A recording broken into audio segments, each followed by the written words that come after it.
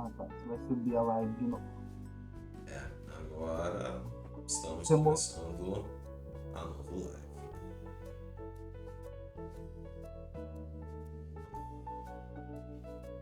Welcome back. Yo, what's up?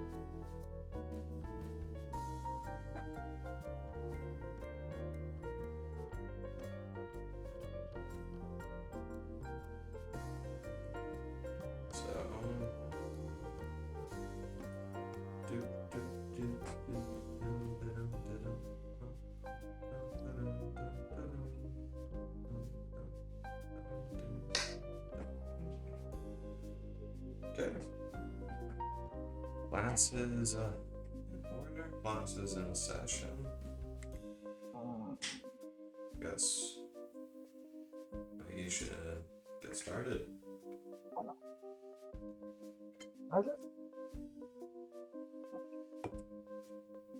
Red Bull gives you wings. Okay. Time to pay attention, everybody. Time to pay attention. And I guess we're gonna start class now. Before I start class, I should turn off the music. Okay, so pay attention, everybody. Class is in order, and we're gonna be talking about programming today. This is Programming 101.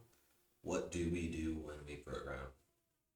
And I like asking this question whenever I talk with anybody who's interested in programming, because I want to pull back the curtains and actually let the person get to know what they're actually doing. And I feel like nowadays we're going to be more in need of that, as AI has facilitated the entry of a lot of people inside of into the spit. Let me repeat that. Rewind.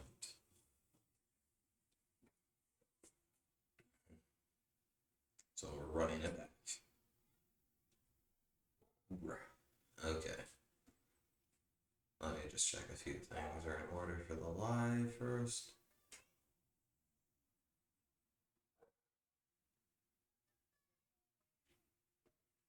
Okay.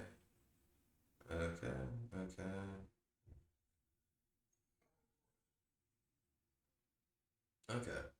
So, what do we do when we program? Today is going to be an introductory class into programming, and I wanted to record this video and talk about this topic because, as a person who intends to create more videos that talk about programming, informatics, and all the things related to how we use programming languages to use computers and the various applications of what we can do with the computer.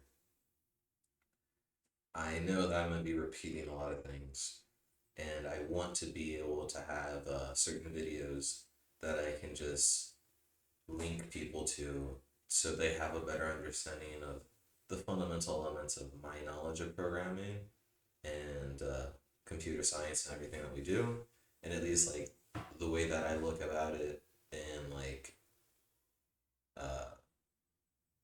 my starting point and the fundamental things that I'm going to be talking about whenever I talk about the subject and my book. How I understand what I'm doing and how I communicate that to others. And I feel like now more than ever, it's the most important time to understand what we do when we program, because AI has facilitated the entry of a lot of people into the workspace.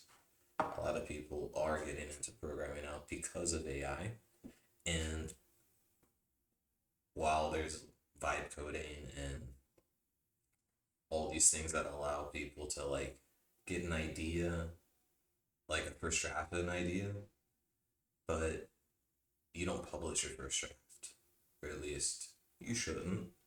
Some people do, but most people have an editor that prevents them from making that stupid decision.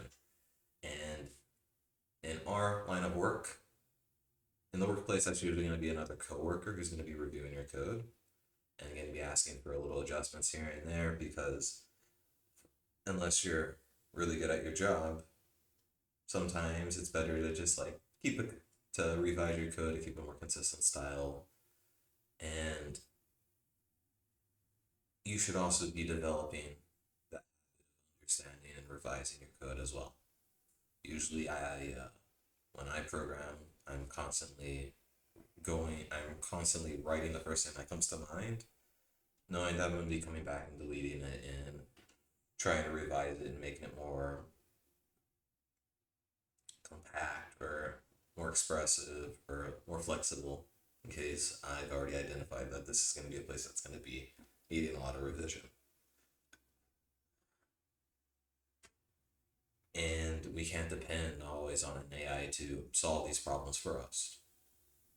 So there's still going to be that human element in programming, and we have to maintain that and hopefully teach new people, get them into the area, because more and more code is going to be generated. And what I'm realizing, what I'm seeing in the market, I could be wrong, but at least this is my perception of things at the moment. I've never seen a person not ask me to turn off Copilot when I'm doing a technical interview. People are still expecting you to know what's going on, to know what's happening. You can't vibe code everything.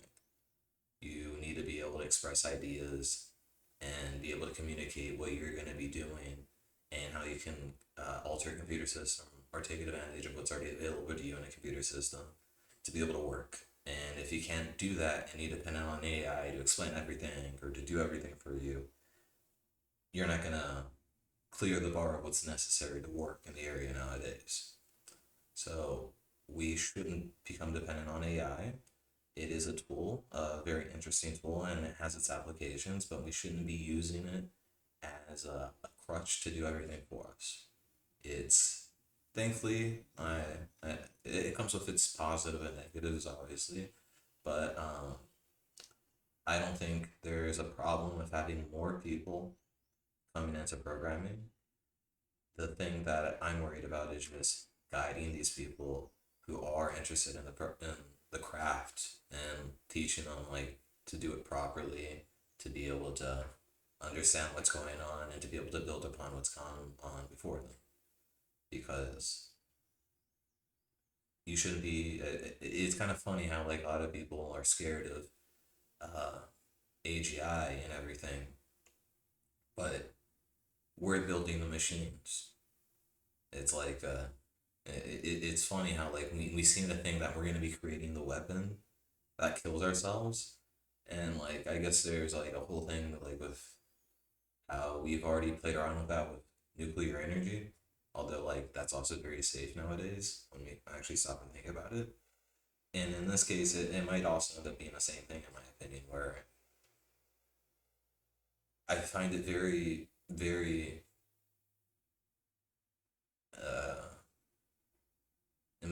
it's very hard to imagine a future where AI is going to be what kills us. It seems, in my opinion, probably it's going to be something else. AI doesn't seem like it should be something to be feared. It's probably a tool that we're going to end up using for good. So yeah, let's actually now move on to the class instead of like why I want to give a class, why I want to talk about things. And let's talk about programming. Programming, as defined by Wikipedia, I'm paraphrasing what is on the Wikipedia page for programming, but programming is the composition of sequences of instructions that are to be executed by a computer. I like that definition. Not sure about you. If you feel like there's a better way, please do comment. I want to know what are other ways that people explain what they're doing to others, because I think programming is that thing where it's hard to get across what you're doing because there's so many ways of doing it. And I always relate it to an art form, like writing text or writing music or drawing. It's a technique and it's something that is to be practiced. And we can also think about like how we do it, but the knowledge of how you do it and like why you were doing something, certain things, a certain way is a result of you doing. So programming is always an act. And just like an art form or a sport, the special ingredient is the person who's doing it. Like everybody brings their own special sauce to the game, don't they?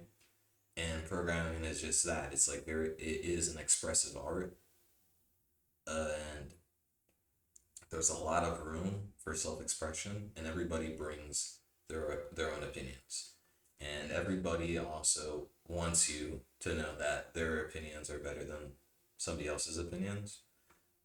And I mean, there's not a problem with that. We should there's no problem with having opinions, but we should also be self-aware that maybe we aren't the smartest person in the room.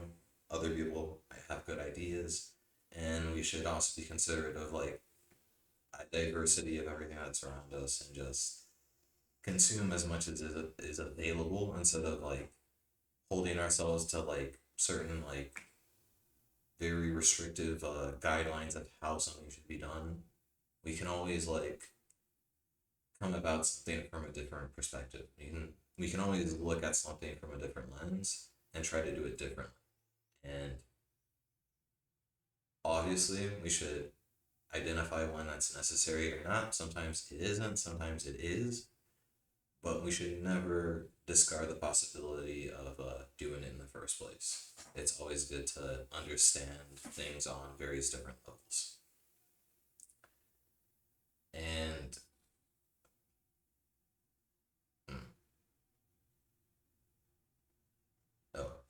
and back to what I was talking about. And when I compare programming to art,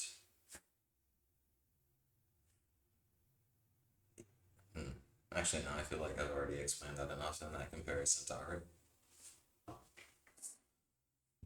Okay. Let me just recenter myself and figure out how I'm going to proceed with this.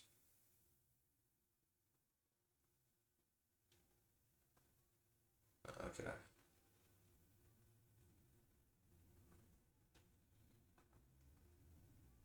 Okay, so programming is the composition of sequences of instructions that are to be executed by a computer. And those sequences of instructions are what we call code.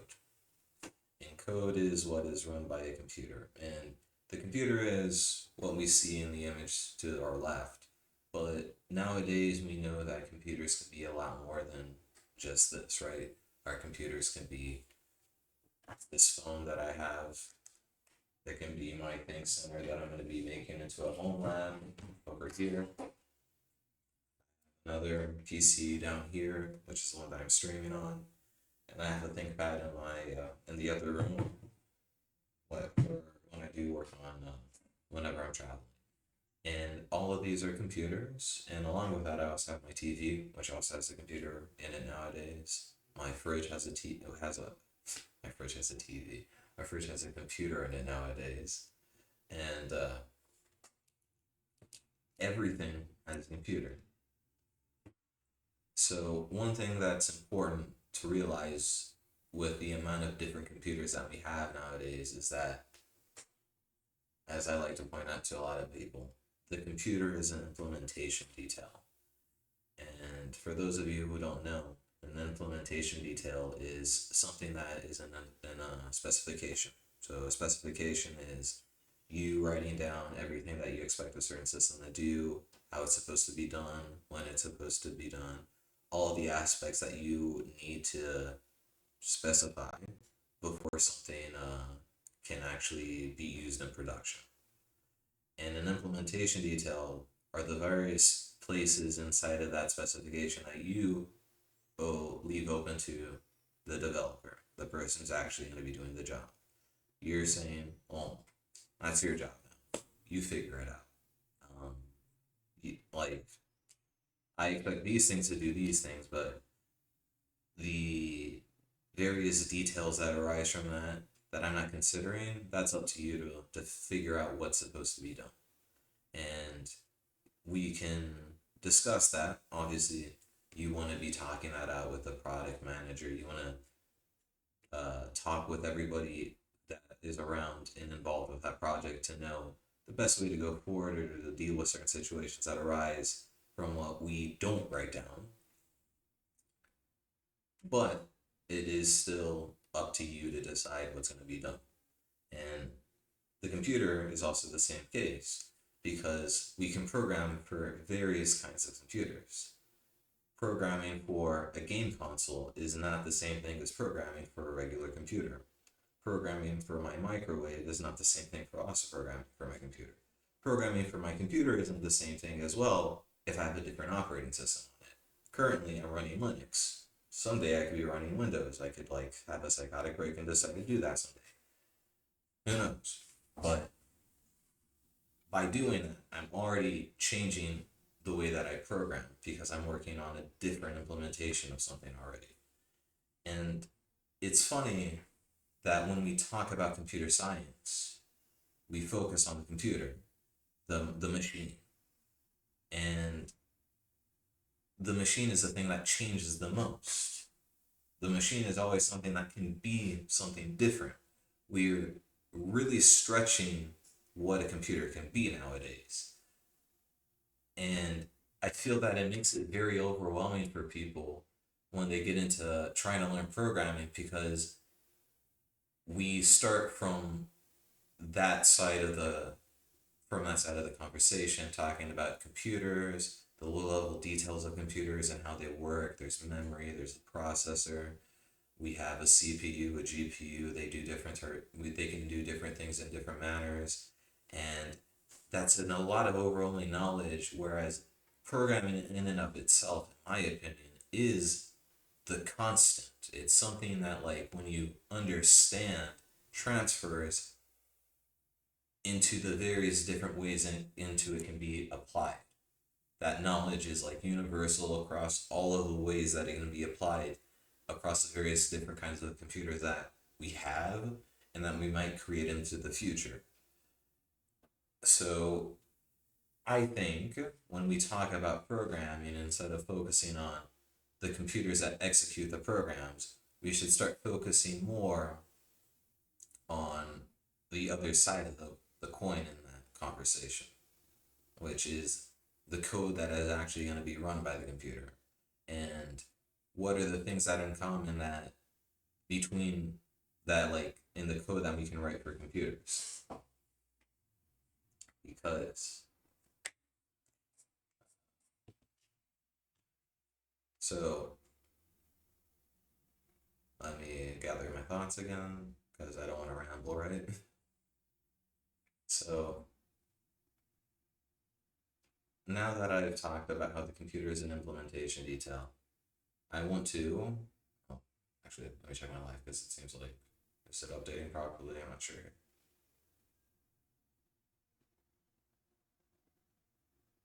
Okay, everything's working properly. Just had a little scare there. Be right back. I'm gonna get some water.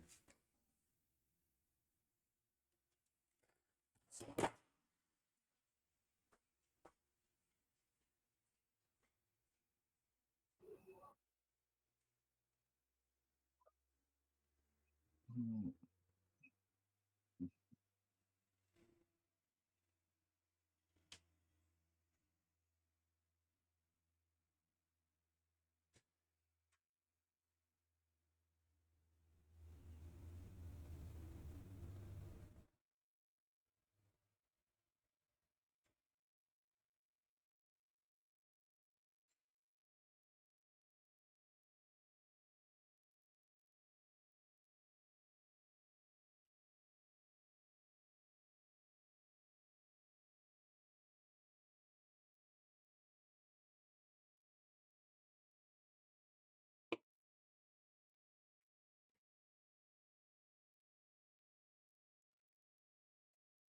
So back to what I was talking to earlier.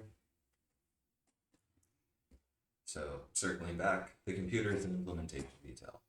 And a very important thing that we should also consider when we talk about computers is that the word computer has existed since the Renaissance. And I'm pretty sure the machines that we're using nowadays have not existed since then, have they? And let's think about that a little bit. This word has existed for quite a long time. And what did it mean back then? And a computer back then first started amongst astronomers. And when you worked under an astronomer, when you worked under an astronomer, you would be calculating the various positions of the planet, trying to figure out how everything revolves around the Earth, because people still believe that everything revolved around the Earth at the time. Or not everybody, but Europeans seem to believe that everything revolved around us. I guess that says something about them. But you would have to, you would create all these formulas with all these variables trying to explain the movement of the planets, and you would need somebody to calculate all the iterations of that formula with all the various different variables that you can plug in and all the various different values, and see like what happens when I put this number over here, this number over there. What is what's the ultimate solution to that, to these variables using this formula? And does it line up with where we expect that star to be in the sky? And the person who was responsible for that was the computer.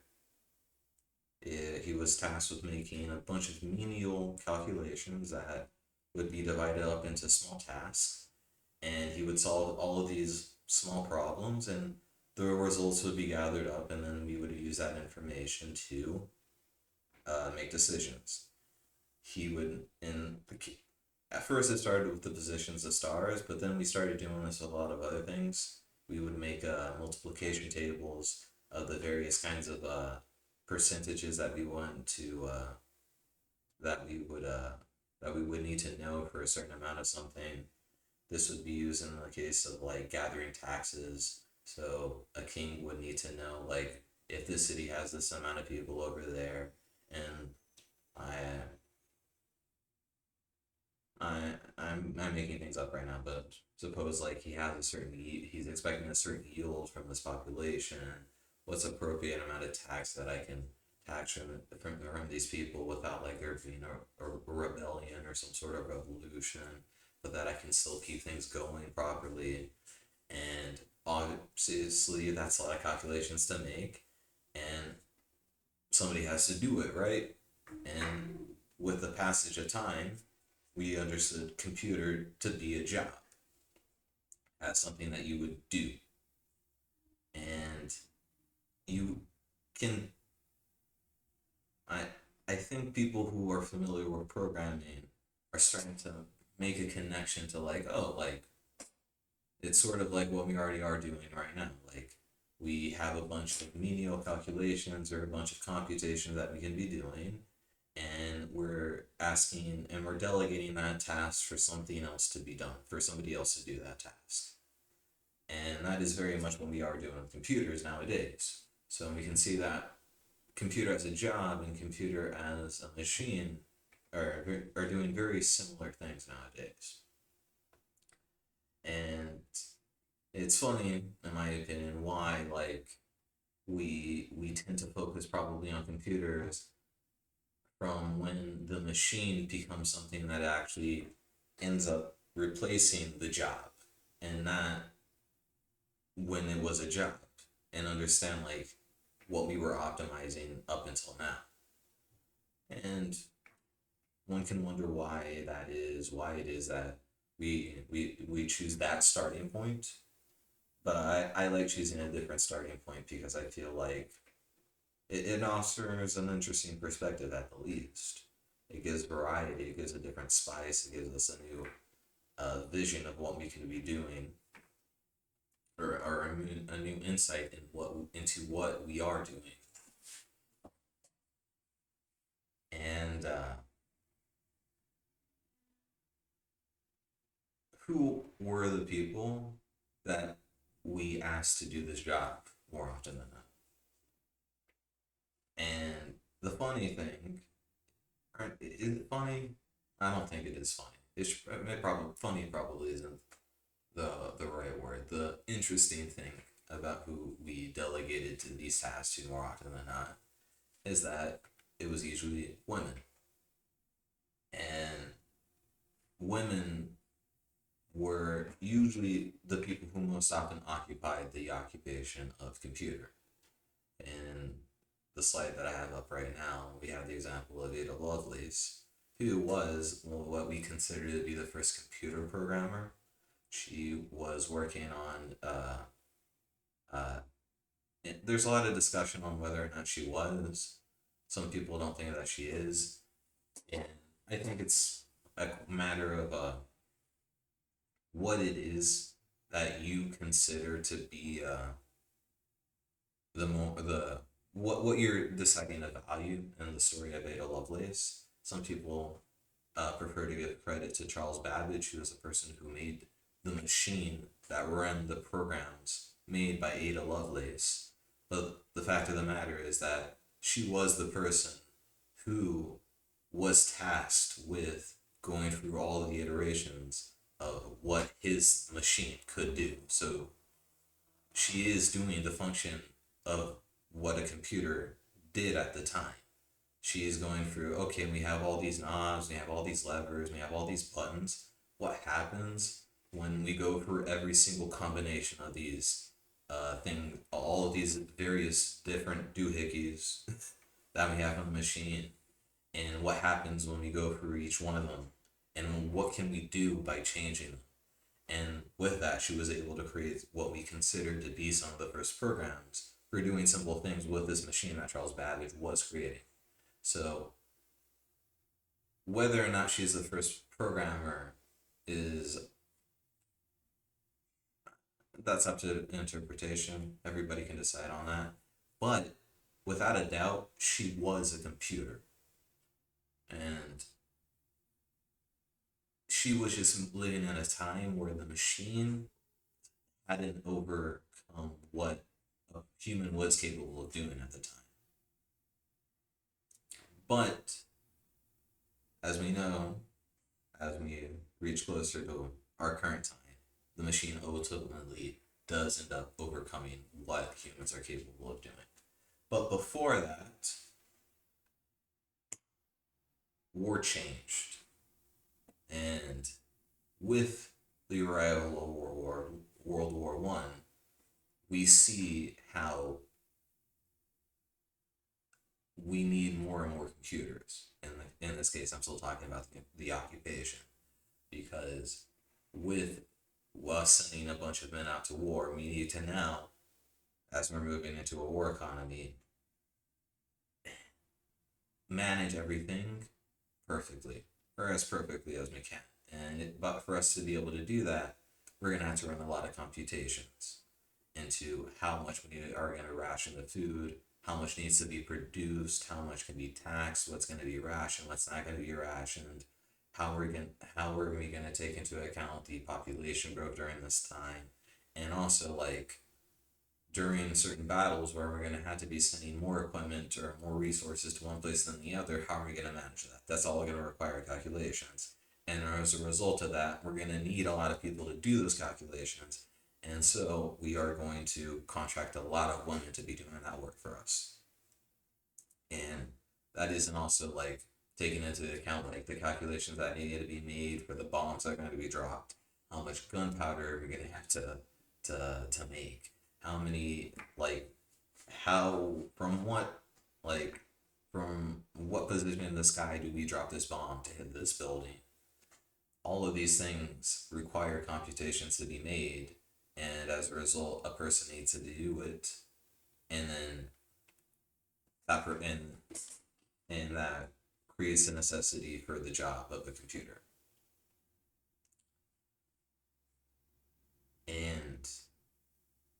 gets even in with World War II coming around the corner 20 years later after World War One, we need even more computers now.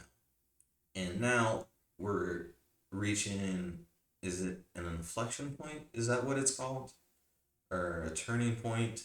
It's reaching a climax, maybe. It's reaching a point where things are changing because now we are getting to a point where we are able to create computers that are going to be able to do more, that are going to be able to do calculations more quickly than the human mind can.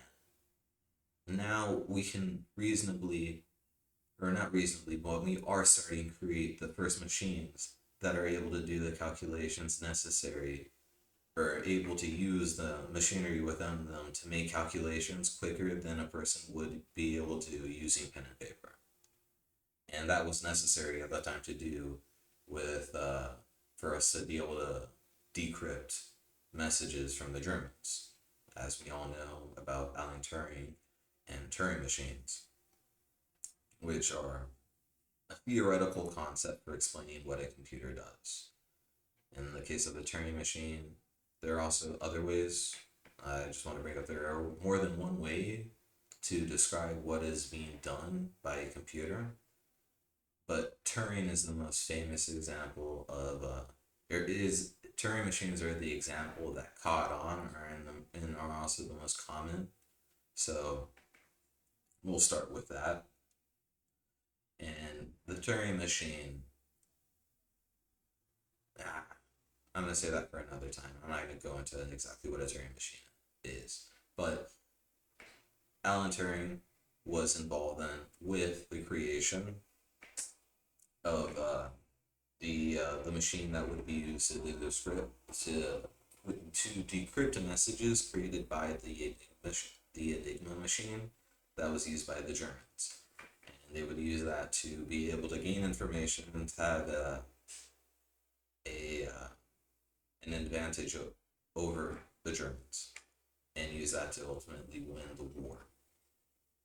And with the end of World War II, we reach the postmodern era, right?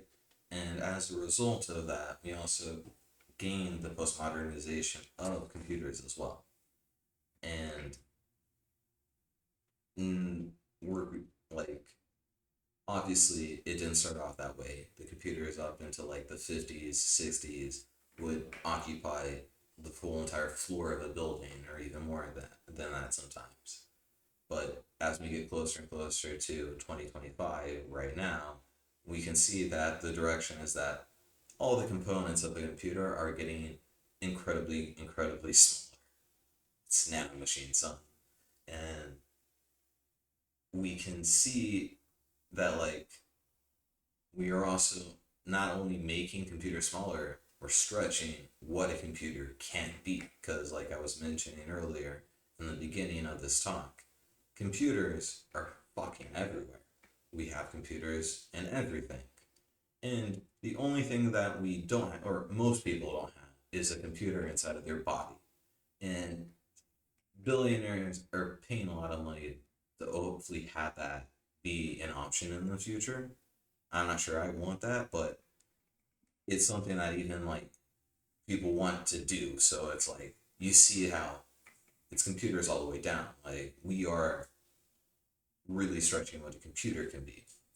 And at first it had these 300 years as an occupation, something that a human did that was honest, good work, and gave a lot of opportunity for women to participate in the maths and sciences. It's a shame that that isn't the case anymore. Maybe we should do something about that. I mean, y'all obviously contributed a lot to the area. I think you can continue doing that. Be pretty nice in my opinion. We should do something about that. And going back now with the postmodernization of computers. we've stretched so far what a computer can be, but I think now with a bigger history of what's going on, I think we can start to draw a through line on what exactly we're doing when we program. So I asked the question that I asked at the beginning of the talk: what do we do when we program? And I'm gonna leave that as an open question for now. Wait a little bit if there's anybody in the chat who wants to give an answer, give uh, their own opinion on this. Feel free to comment in the chat or in the video down below. And I really want to know what people think about this. What are you doing when you program? I want to know, like, in your own words, what does that mean? What are you doing? In my opinion, it's something that's quite similar to music in a way, because I play guitar, for example, and there are various ways that you can play a guitar. A guitar, when you play blues, is much different than when you're playing punk, than when you're doing metal, than when you're playing funk, or I don't know how to do this, but like when you play classical and you even have to hold it in a different position. But it's all the guitar, right? And in the case of programming, we have all these different kinds of computers. At first it was a human, and now it's a machine, and this machine can come in various different forms. Like I could be programming games that can run on a PlayStation 5, and that's going to be much different than what I'm going to be doing for my computer, but it's still programming. It's still, like in the case of music, I'm still playing the guitar, right? It's just a different genre. So I do want to know what it is that you think you are doing when you program. And I'm going to take a little break right now, give myself a little time to drink some water and breathe, and I'll be right back to wrap things up and finish this topic before I set things up for the next class.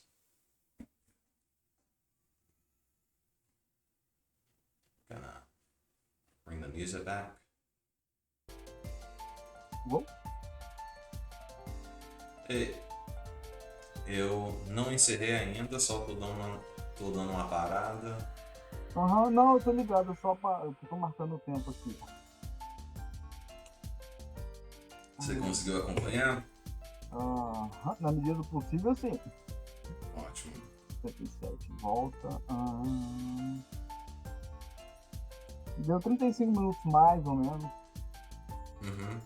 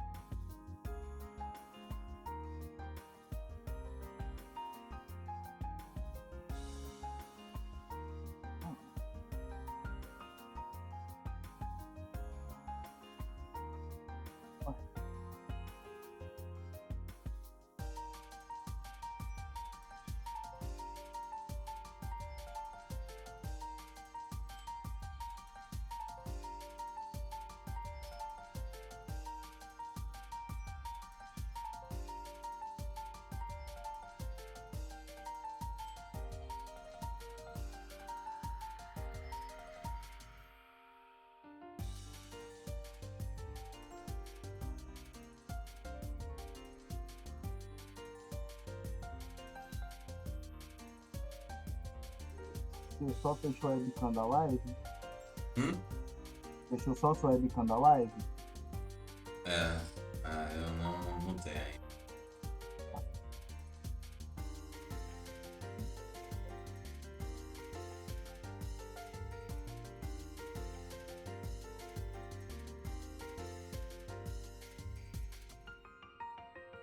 Ah,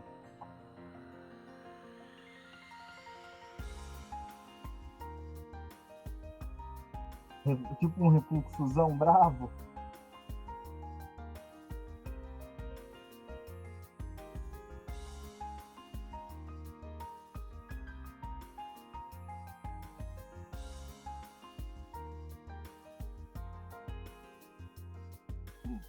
Eu falo pra você que visualmente nada alterou não, velho. Sabe, tipo, eu tava te ouvindo, não, até você me falar, não sabia que tava com refluxo.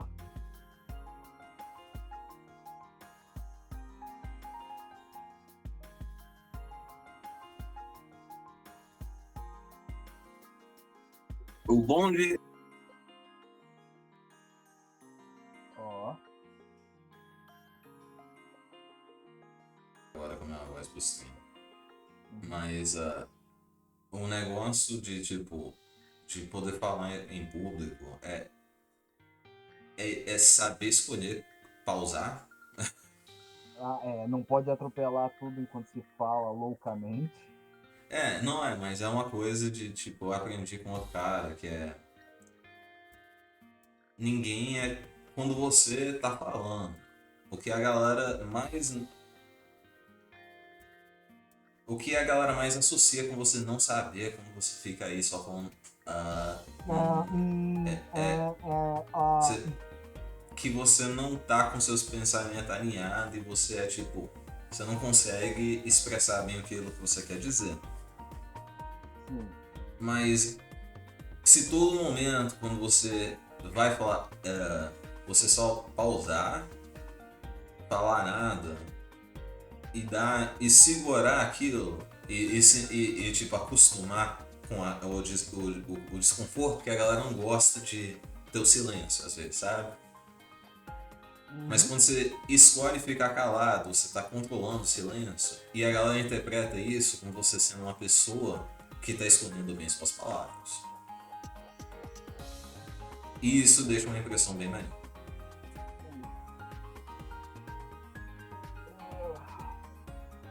Aí você não repara que eu tô aí arrotando um pouquinho, porque é tipo, cada vez que eu tô pra arrotar, eu pauso no meio de uma frase.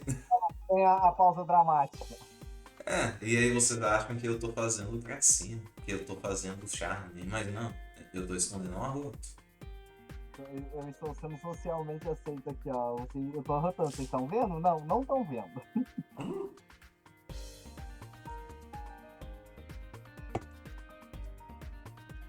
Mas é uma coisa que quando você tem ansiedade social, quando você é tímido, é muito difícil. Porque quando você fica calado, aí a voz na sua cabeça tá falando, não, o povo não. Eu tenho que falar alguma coisa, eu tenho que falar. Eu preciso falar, eu quero falar. Eu tenho que falar. Eu tenho que falar, senão a galera vai saber que eu não sei de nada não. E aí. Não, a galera vai achar, tipo, quando você fica quieto, é melhor. Mas com calma. Silêncio é a melhor decisão que a gente pode tomar antes. Exato. Às vezes é melhor só ficar quieto e deixar o outro falar. Ou deixar o outro pensar por um momento, né?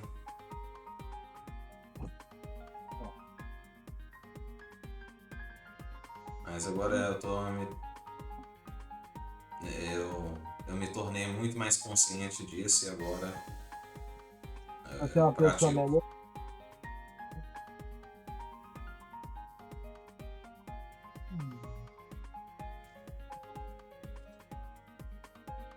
Esse cara aqui eu não sei quem é não, mas vai funcionar. Uhum. Eu achei um anti-release legal pra fazer com você aqui.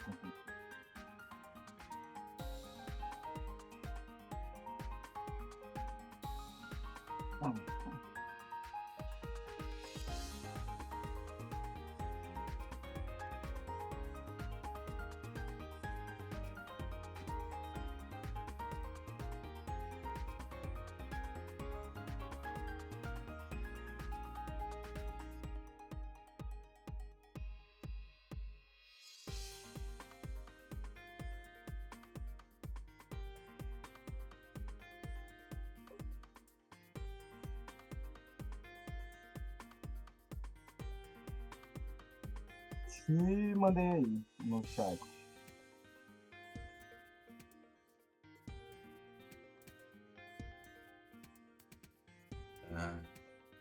Tô vendo aqui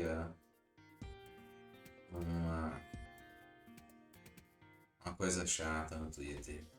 É o quê? Qual que é a chatice da vez? Como que esse uma- povo tá sendo chato hoje, Ed? Não, é uma chatice exclusiva à esquerda, com a esquerda mesmo, sabe? Mas é uma coisa que eu fico pensando se é só um resultado de uma galera mais jovem, sabe? Ou E deixar bem claro a todo mundo que tá assistindo, tipo, eu não tenho nenhum problema com a esquerda, não. Eu sou esquerdista.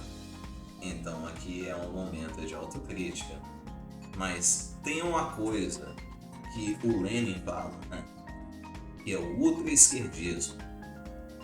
Que é a galera ser esquerda demais desnecessariamente. E eu acho que você já tem uma noção do que é que eu tô falando quando eu falo isso, né? Que é tipo, a galera tem uns momentos que eu vejo que é tipo, pô, velho, não é a melhor coisa do mundo, mas é um avanço na direção melhor. E por não ser tipo, esse cara, um cara revolucionário que tá querendo já começar a revolução e acabar com tudo e implantar o comunismo, aí já tem um monte de gente apontando as falhas e não. E é tipo, isso tem. Como é que eu vou falar isso? O problema não é que a galera tá dando suas críticas. O problema é que a galera às vezes critica um ponto que eu fico pensando que vocês não estão mais pensando no mundo material e naquilo que é possível. Só aquilo que você imagina. Cada tipo, tá vivendo a sua própria utopia. É uma coisa de tipo, você vê que a reclamação só surge que você tá pensando demais no seu próprio umbigo, sabe? E não porque é tipo, é uma crítica válida que pode ser implementada, que a gente pode realmente considerar e usar isso para melhorar o que é que a gente está fazendo agora. Porque se fosse construtivo, a gente faria. Sim. Mas a galera sempre pede umas coisas no momento em que, pra mim, pelo menos, e talvez isso é uma coisa que eu tenho que pensar melhor, é o momento que é o mais difícil de fazer, que faz menos sentido, e isso acaba criando rixa e dividindo a esquerda e deixando a gente fraco e susceptível a não conseguir aquilo que, pelo menos alguma coisa boa, sabe? Tô vendo isso com uma candidatura lá nos Estados Unidos. E tipo, você vê que a vitória do novo prefeito da cidade de Nova York é uma coisa de tipo, o cara.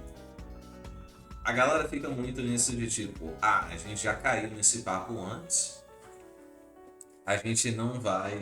Porque a galera fica muito magoada com o Obama nos Estados Unidos, sabe? Sim. E o que acontece é que quando alguém vem com um papo de mudar as coisas, de se juntar e fala em coisas que é para o povo, a galera já começa a desconfiar. E eu entendo o porquê, mas alguns momentos eu fico pensando, gente, tem tenho uma ansiedade normal, né? Saudável. Eu devo pensar, avaliar a situação, sei o que eu quero. E ignorar o que é que está acontecendo à minha volta. Porque o cara tá ganhando, tá liderando em todas as pesquisas, e quem a gente não gosta tá com o cu trancado. Mas vocês estão aí falando, estão de picuinha, porque tipo, ele não é tudo que você quer. É tipo, os caras estão aqui todos os dias demonstrando como é que eles não querem que ele seja o prefeito, sabe? Sim. Que tipo, as ideias que ele tá colocando nas suas pautas e tudo é coisa que tipo tá forçando a galera, tipo, que é aquilo de tipo, tá forçando quem realmente controla a nossa sociedade mostrar a mão, né? Que tipo, eles não querem que alguém assim administre uma cidade igual Nova York, né? Sim.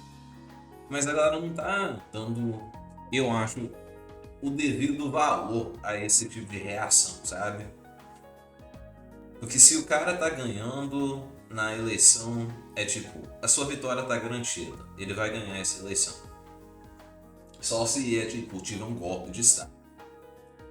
Que, na minha opinião, seria mais prova ainda de como eles têm medo dele, né? É. O porquê que ele é tão assustador, né? Aham. E... como é que eu ia concluir isso, né?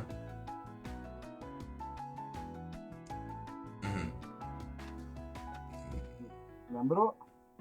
Tô lembrando. Mas, com isso, eu tô elaborando aqui o que é que eu tenho que falar, né? Você vê que os poderes que manda, né? Quem manda não quer ele.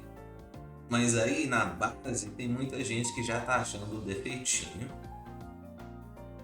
E a gente tem que dar um jeito nisso, sabe?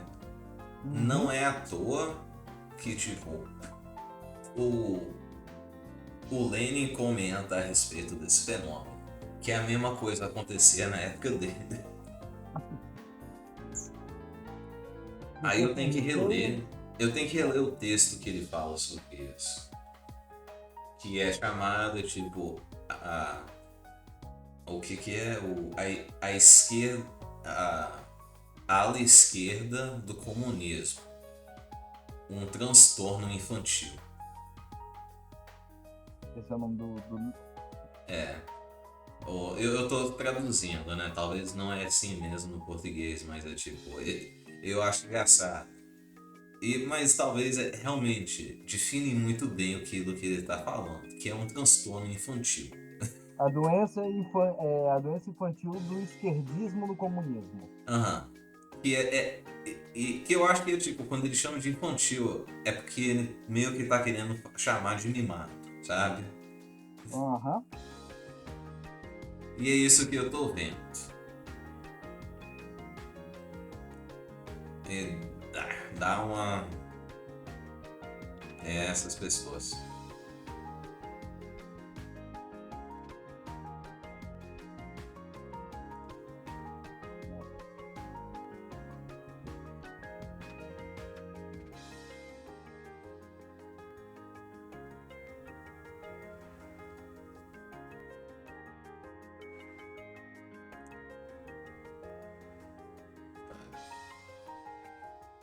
Now it's time to get back to class.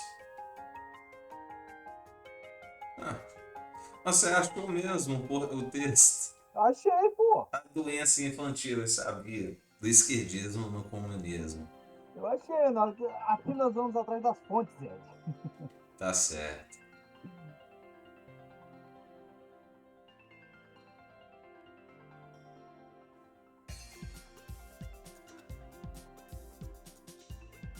Mas esse aqui é um texto muito bom.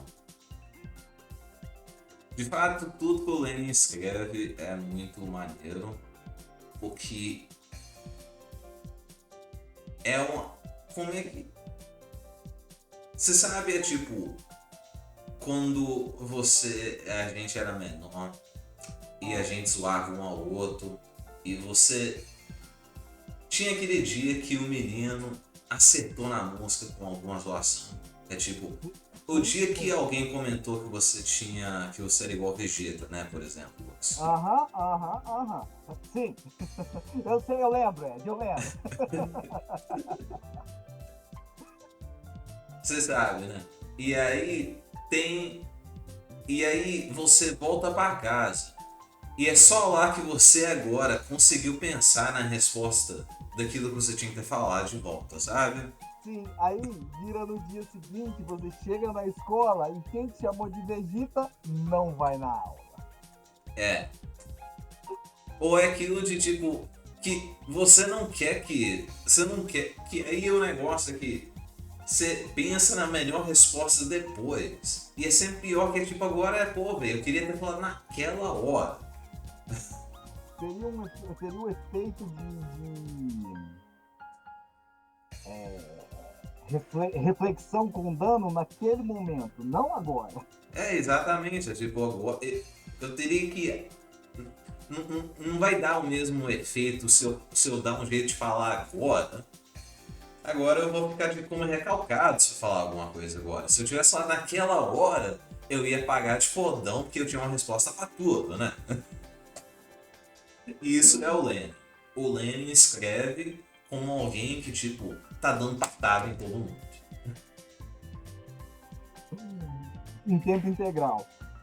Tipo, isso aí é a herança do Marx, que o Marx é do mesmo jeito. O Marx vive dando patada, velho.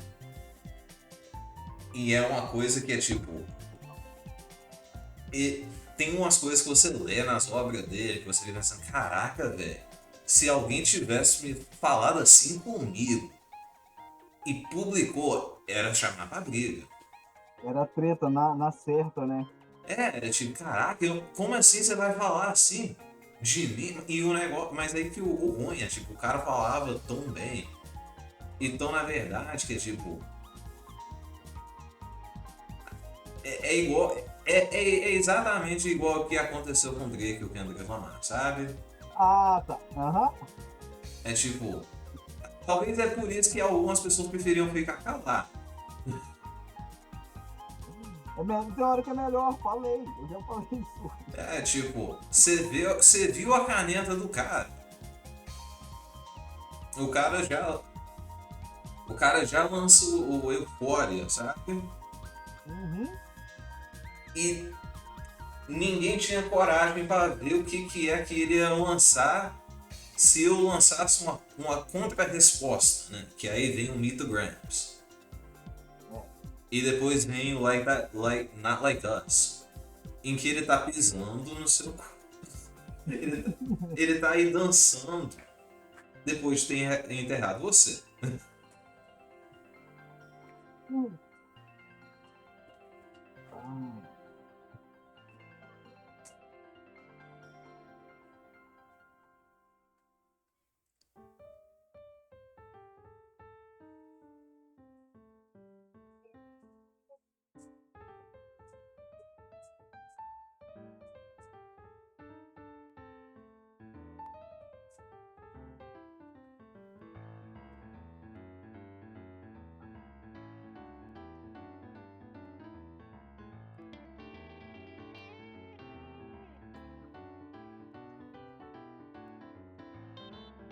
Ah, Não. agora é hora de voltar para a pergunta central da nossa aula. We're rolling it back now to what we were talking about earlier in class. What do we do when we program? And I always ask this question to people because I want to make a correction in our field of study because we call it computer science, and I don't like that because ever since I heard somebody tell me that if something has science in the name, that means it isn't a real science, I want to correct that for us because obviously I think we are a real science. We are doing something actually important.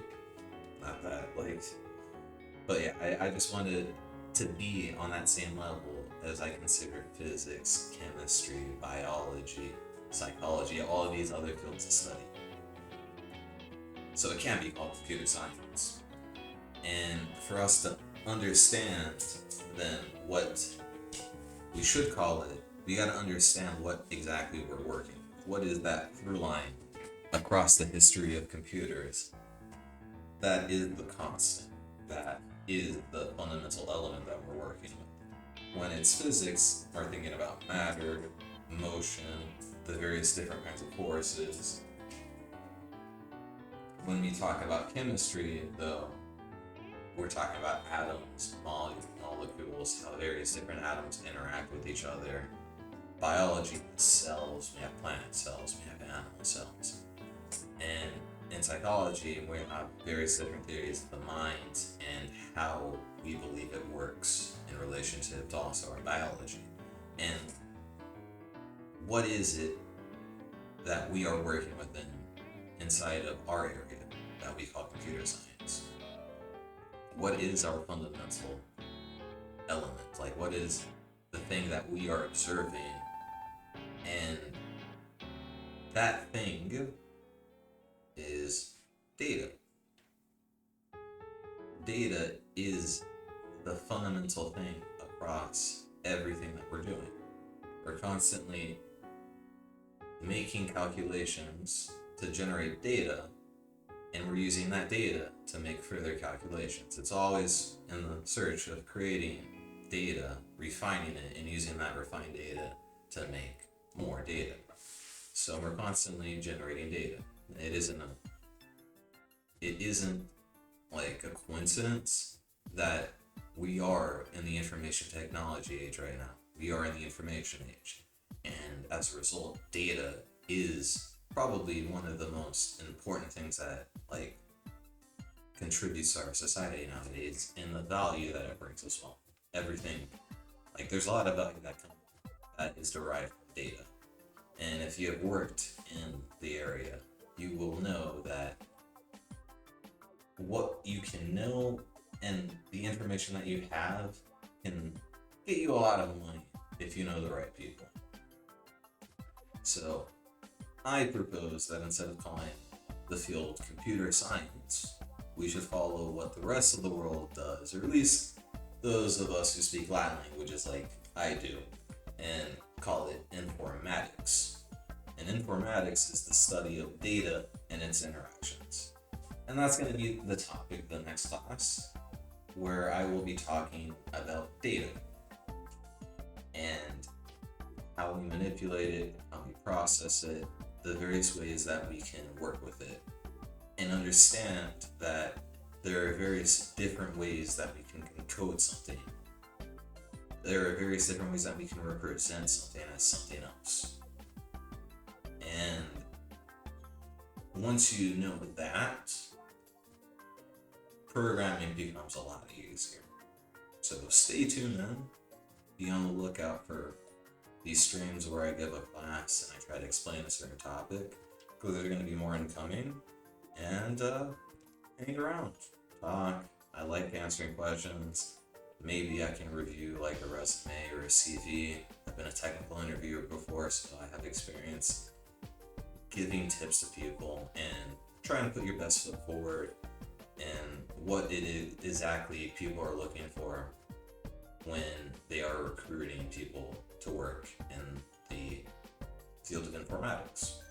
So yeah, from here on out, we aren't calling it computer science. We're calling it informatics.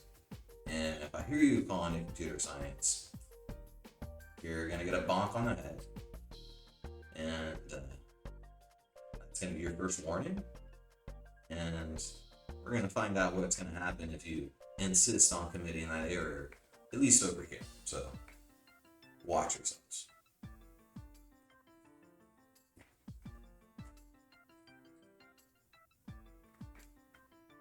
Acho que eu vou encerrar aí por enquanto. E... Por hora você vai parar aqui? pelo menos essa aula, né? Acho que eu já falei do tópico. esse aí de inglês eu vou mesmo editar, né? Fazer os cortes. Ou talvez eu regravo e eu faço uma versão 2.0. E eu tenho que ter mais costume de fazer a apresentação em inglês de novo, né? Tá aqui o seu exercício, suas lives.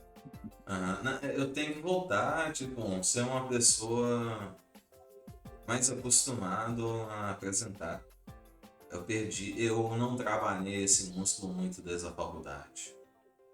Pois é. Por isso você tá se expondo desse jeito em lives, reaprendendo. Com É, todos nós aqui. exatamente. É a melhor maneira, né? É o que. Mas, tipo, pelo menos o que mais me impedia antes eu não tenho nenhum problema agora, né? Que é a vergonha.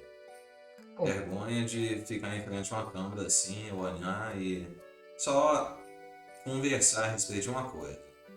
Agora um negócio que é foda também é manter o contato visual. Eu esqueço e quando eu tô pensando, eu olho para cima. E eu escrevo olhar para baixo depois. Você continua olhando para cima, modo de pensamento ligado. Assim que você sabe que o Ed tá viajando, o Ed tá nas ideias. Tá voando alto. Só falta eu virar os olhos para trás, né? Aí eu parece igual. Você assistiu o filme Duna? Ainda não. Na verdade, eu vi Velho. um pedaço dele, mas não vi o filme todo ainda não. Eu, eu não chamei a atenção na hora da apresentação, mas eu fiz a minha referência a Duna. E seus planos são mensuráveis em séculos.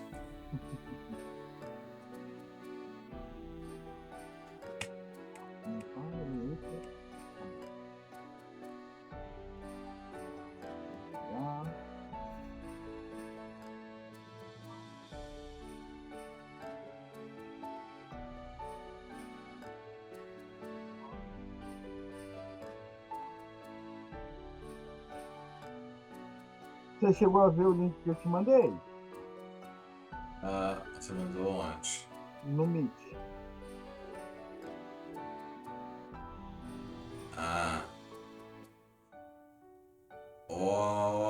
Beleza. Você quer que eu faça esse aqui em inglês ou português? Vamos fazer em inglês, né?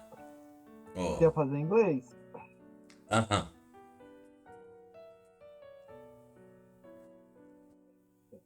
Deixa eu colocar isso aqui para compartilhar, hein?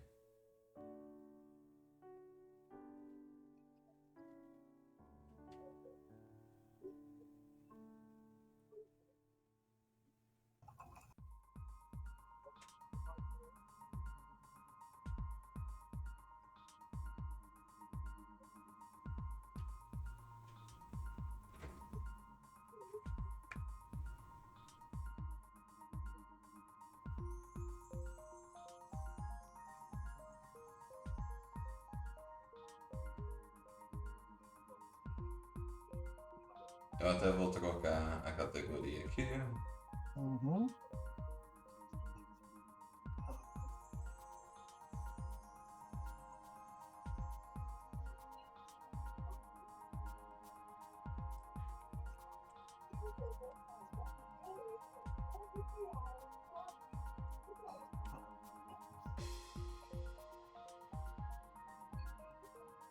E você vai falar como é que ficou no stream. Você tá apresentável. Tô esperando fazer a transição aqui pro quando de delay. Fez, mudou agora. Você deu um zoom na página também? O quê? Você deu um zoom na página? Ah, tá. Você colocou mobile. Eu só tenho que trocar um negócio aqui a descrição do stream, né? Uhum. E também a nossa categoria. É. E agora eu acho que é melhor a gente já mudar pro Just Chatting. Devia ter começado lá, já que eu tava fazendo uma aula, né? Próxima vez eu vou fazer isso. É verdade, né? A aula pode ser já em just sharing. Yeah.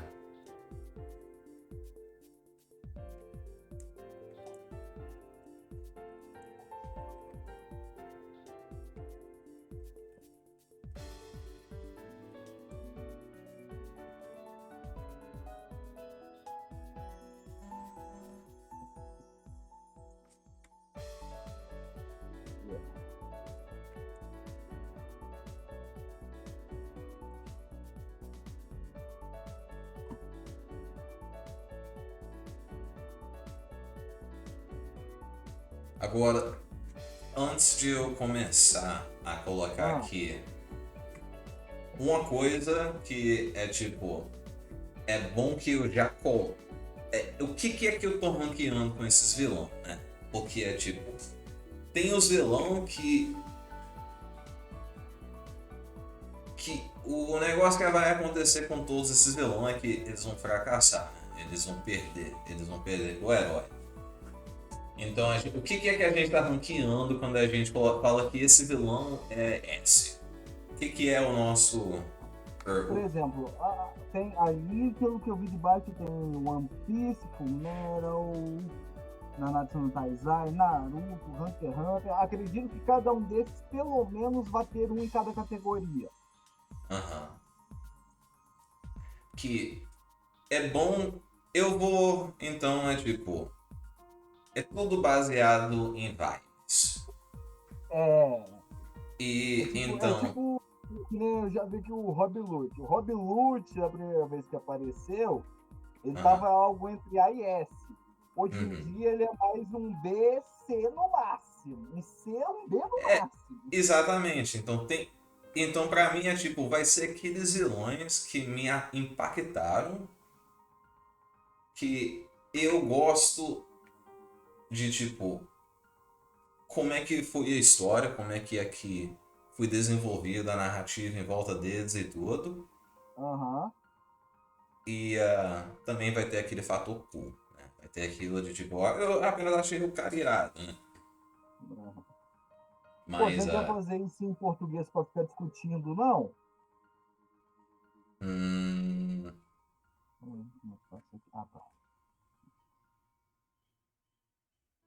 podemos. Eu não quero ficar muito discutindo no momento, não. Que eu vou Tá. entrar mais que... tá, vamos começar então. Eu vou falar inglês e... eu vou começar a falar inglês. So, let's start. If anybody's watching, welcome to the chat. Well, welcome to the show, right? We're going to be ranking anime villains, manga villains, who's S tier. I was just discussing that right now with my producer, and this is going to be more vibes based because at least like with heroes, which might be another tier list, like heroes accomplish something, and then like I can measure like their accomplishments against each other. And villains also accomplish things, but at least in those stories, you're watching their downfall. They're used as an example as somebody despicable or somebody that has to be taken down. So I'm really thinking about like how this villain was used in the story, what their vibe was in the story, how they were used, the conflicts that arose because of them, and how like their villainy was used as a way to develop the hero of their story. So there might be some weird positions here and there. There are going to be some villains that you're like, why is that villain up there and this villain down there? And it's just going to be my feelings on it. And the thing that I'm already going to start off saying from the offset is that if I haven't watched the show, they're automatically D tier. Sorry. That's a rule. Those are the rules of the game. So, is this Pain or Nagato? Or no, wait. What? It's qual é o nome do cara que a gente tá falando? Do Pain? Do Nagato mesmo? Eu acho que sim. Tem, vai contar como. Só tem ele O para que representar eu a não olhei o resto entidade. da lista. Tem o Nagato de verdade aí? Ou só tem esse? Deixa eu conferir para você. We're Não, confirming if it... só tem esse mesmo. É Okay, so it's um just para pain in cada. general. Okay, it's just pain. Okay, pain. How do I feel about pain? I feel like when I was first reading Naruto, pain didn't really stand out as much for me, but I do enjoy the contrast between pain and Naruto, or Nagato in this case in Naruto. So in my opinion, he's at least a B. I really enjoyed at least like the Konoha invasion where Pain invades Konoha and just like obliterates everything. I remember reading that when it was coming out because I believe that's like when I first started reading scanlations, or right before that. I started reading scanlations a little bit before we got Itachi Sasuke and all the reveals that came after that. Oh, that was great. That was great. A great time to get into scanlations. But that's how I feel about Pain. Pain, middle tier. He's not. There's not anything that like really stands out. I think there are better villains than Naruto, but he isn't. He did what he had to do. Neferpito. Neferpito. How I feel about Neferpito. The thing about Neferpito is that like I'm gonna put her in like a C tier as a villain because like I enjoy what happens with what goes on in her entire story, with Gon and everything, but the Chimera Ant King is like he steals the show.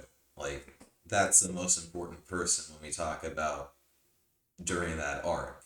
So I can't like she is completely outshone by him, and I'm not sure if he's in here, but if he was, then he has to be higher.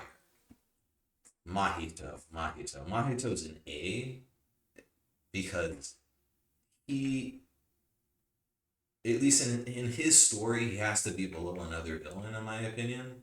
But his conflict with Itadori is like I really like it.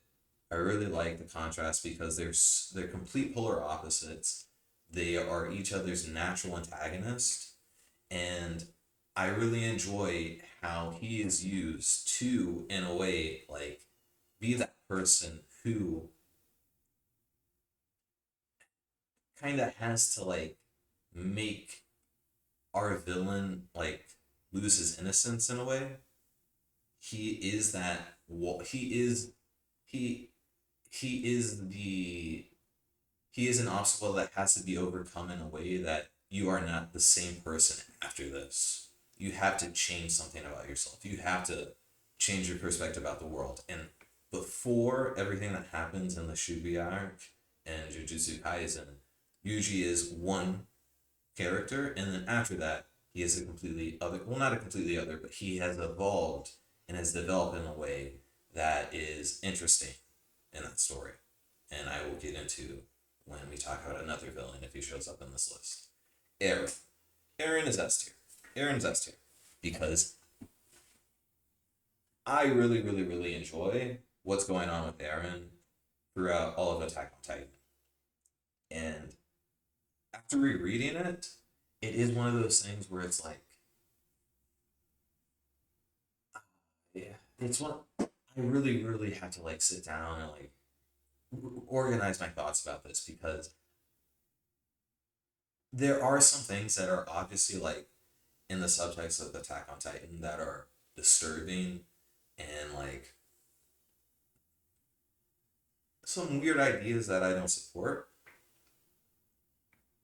But I very much enjoyed going through the entire story with Aaron as the main character and us slowly peeling him back and realizing that like this is the villain. This is the devil of the whole world, or the devil of I forget what it's called in the story, but he's literally supposed to be the devil, and we don't know it at first because we are giving the most sympathetic view of him and made to see things from his side because he is represented from a side that like makes everything that he does up until the point where he does the unforgivable makes sense. And I really enjoy that conflict. Uh,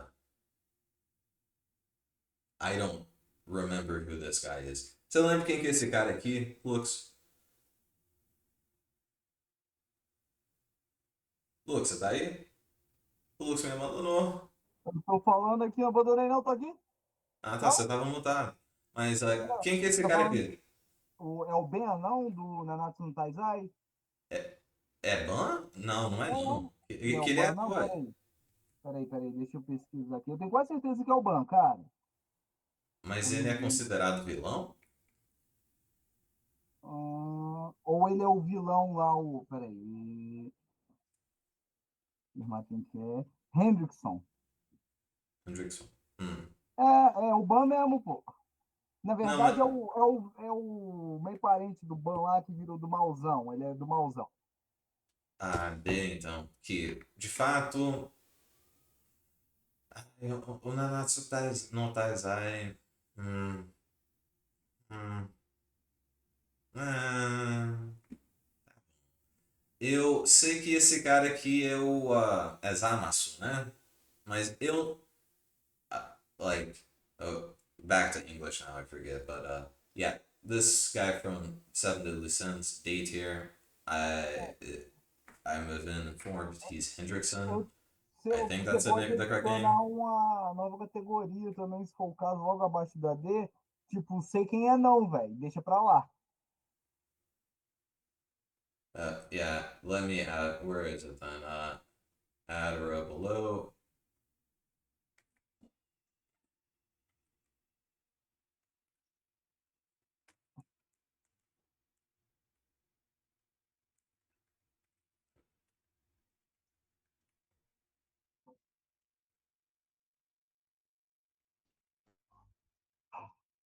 Uh,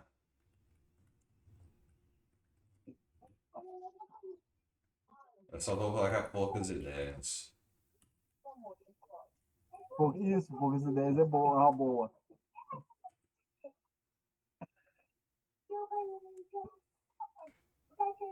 Okay, so we have created a new tier of poucas ideias, which is basically, I guess the best translation is be like, I don't care.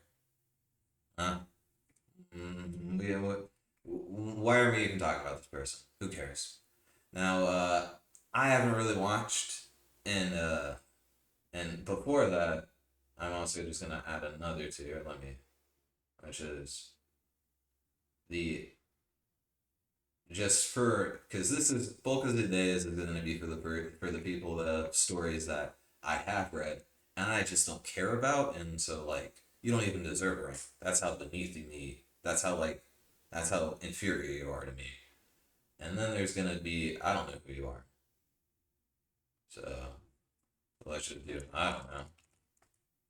I don't know. That's a good beat. And that's gonna be where I think this Lux. O nome Oi, desse cara aqui é Zamasu, né? do anime. É. É que você tem O- um certo delay aí de mim pra cá, eu não sei Mas atender. o cara do Dragon Ball Super. Ah, eu não lembro o nome não, não vi Super não, mas acho que é da Matsu mesmo, Hamatsu, alguma coisa assim. É. Okay, so Lucas also hasn't read. So Lucas also hasn't watched much Dragon Ball Super. I know he's from Dragon Ball Super. I don't really. I Zamazu. yeah. I barely watch Super. I don't have much of an opinion on this. So I'm just gonna put this in. I don't know. I know there's like Goku. I know he's a part of Goku Black. He is Goku Black, right? But I don't care. Uh, quem que é esse cara aqui? Que é o Barbudo. Só um instantinho. Who's a bearded guy? Ele é o Flock. Hã? Ele é o Flock de Vinland Saga. O Floki. Ah, tá. You think, okay, so Floki, I'm gonna just also put in I don't know because I haven't read all of Vinland Saga, so I'm gonna keep this one for later. I don't know, like, because I've only seen the first season. I haven't watched everything before after that, so I don't know if he becomes like a bigger player in the story, and so I'm not gonna give my opinion on this. World government. Oh, world government is an S tier because world government is it's make what Oda is doing with the world government as a villain. I hope like people pick up on what's going on. It's like how can you not figure out like how can you I don't get how people can say One Piece is not political and like we're constantly talking about the government. So like every like especially with what's currently going on in the manga right now, I'm enjoying what Oda is doing with the world government and how it ties into the world of One Piece. So I really hope that like when it's all said and done, he's able to like put a knot on it. He's able to like tie the knot and like he's able to give a good end to the story. I'm confident that he will, but I can see like I can see myself convincing that like it drops down a rank in the future if he doesn't do it in like the way that I want him to do it. But that's just a personal. I don't know who this is. This is from Fairy Tale, and that's É o I know this guy. It starts with a Z. Nome Sugita, se eu não me engano, o nome dele no anime. Yeah, this is the guy who it's an interesting idea, I think, but I think this is a D tier villain. Sincerely, uh, because I like the idea of a person being cursed to like the more they see like I like the idea of curses and like how like a person who only gains control of their power once they've lost all love of humanity and while they actually have love for other people they don't have control of it over it. That's an interesting curse. I don't think Fairy Tale used it in any interesting way though, so D. uh this is also Fairy Tale, so oh no, this isn't Fairy Tale, but this is either a villain from Nanatsu no Taizai or this is from I'm not I don't know because this could be from the other series made by the same author and I didn't read that one. So I'm gonna put this in I don't know either. Shigaraki, Shigaraki. Look, Shigaraki is an A tier villain, and maybe I can reconsider some things and put him into S tier because like I really like the idea of a villain that is Shigaraki and what Horikoshi does with him as a villain and what the story and like I really enjoy how Horikoshi throughout all of My Hero thought of like a very interesting critique that like could arise in a hero society of how everybody has become so accustomed to other people saving others for them that they forget that like they should be doing the little things around them to help the people around them. So there's that bystander outcome of like we all know that like if like a person faints in a crowd, like we all freeze up because we're all waiting for somebody to do something, and then like nobody ends up doing anything because we're all waiting for somebody to stand up and do something. And thankfully, the people who know what to do are trained to like immediately take action and then like call other people to take action and like point out specific people. And I really enjoyed how Horikoshi like was able to naturally create a situation where it's like, oh, this would be, it makes sense that like people would overlook this child expecting another person to save him, and then he never gets saved. And that creates a person with such a deep hatred of society.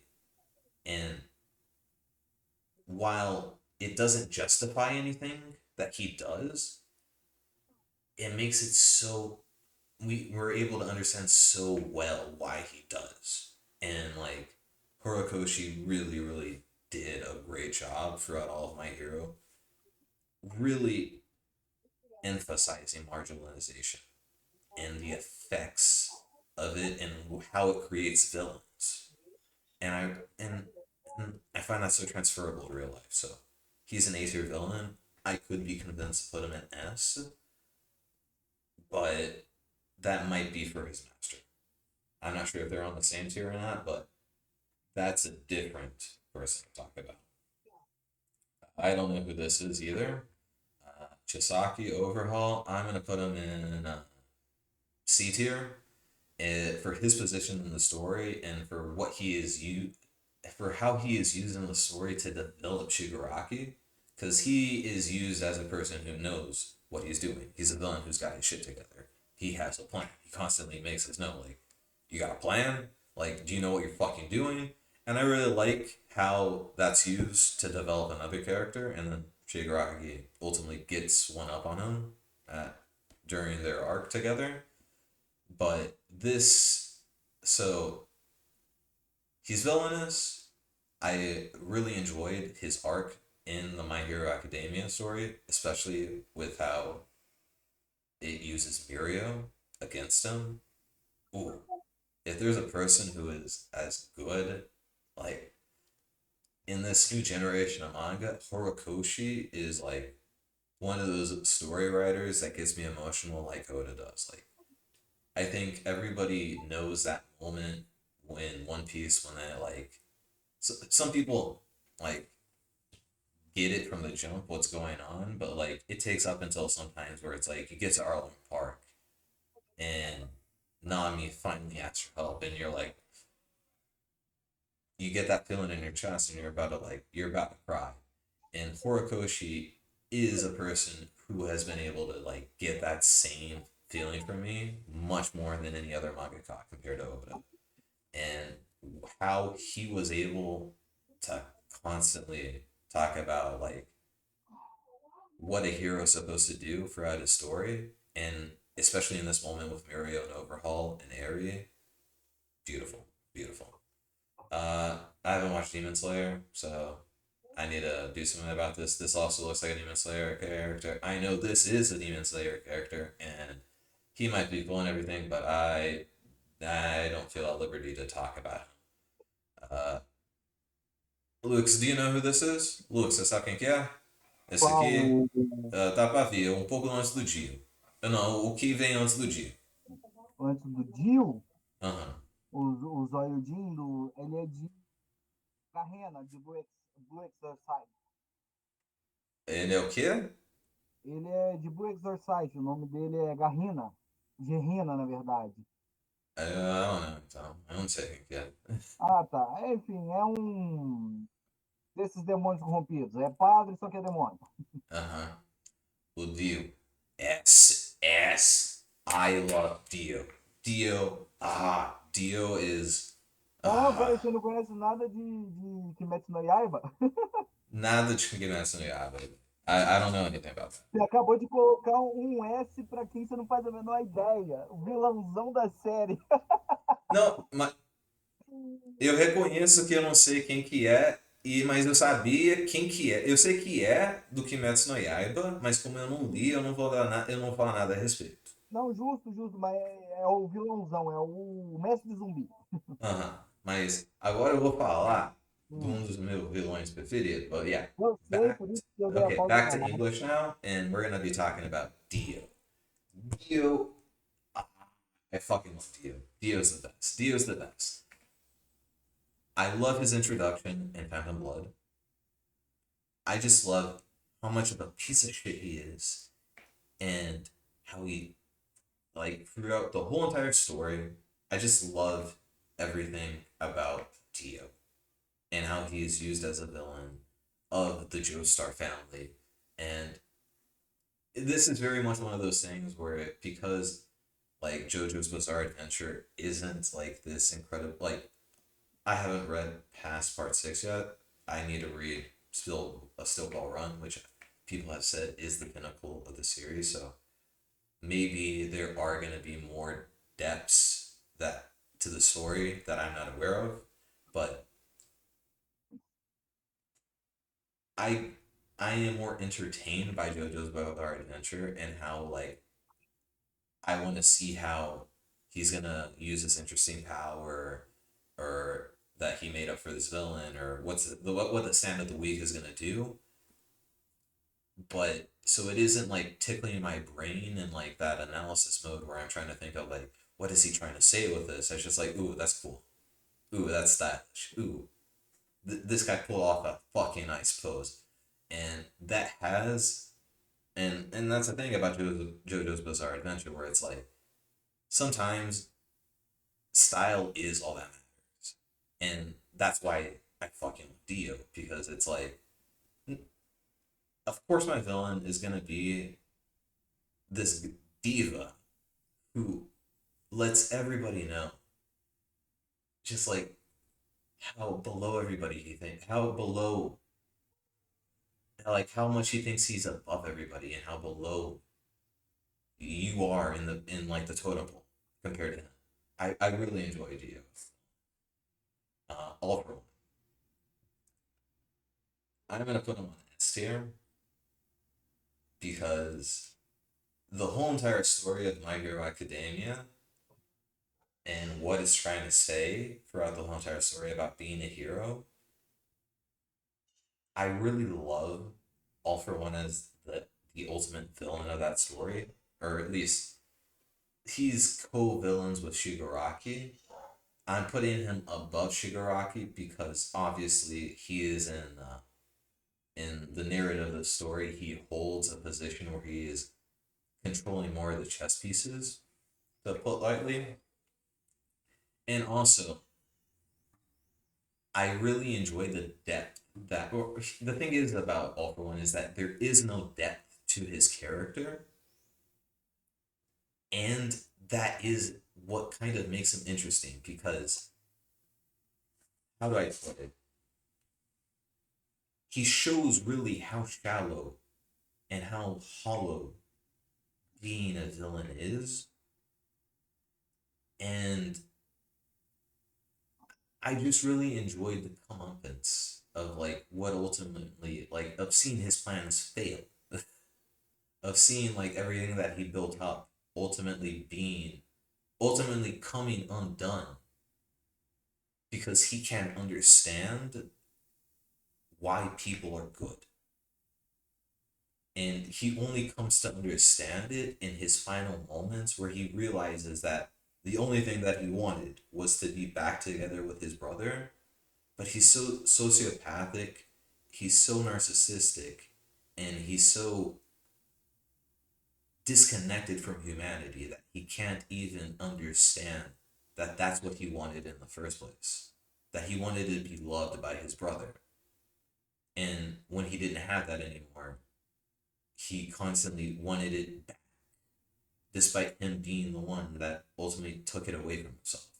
And that's such an interesting archetype that I believe Horikoshi developed brilliantly, and especially in how like he used that to contrast with All Might and Deku. Beautiful, beautiful. Uh, Acnologia from Fairy Tail. Poucas ideias. Uh, Sakazuki. it feels bad that like there are some stories where I'm just like, eh.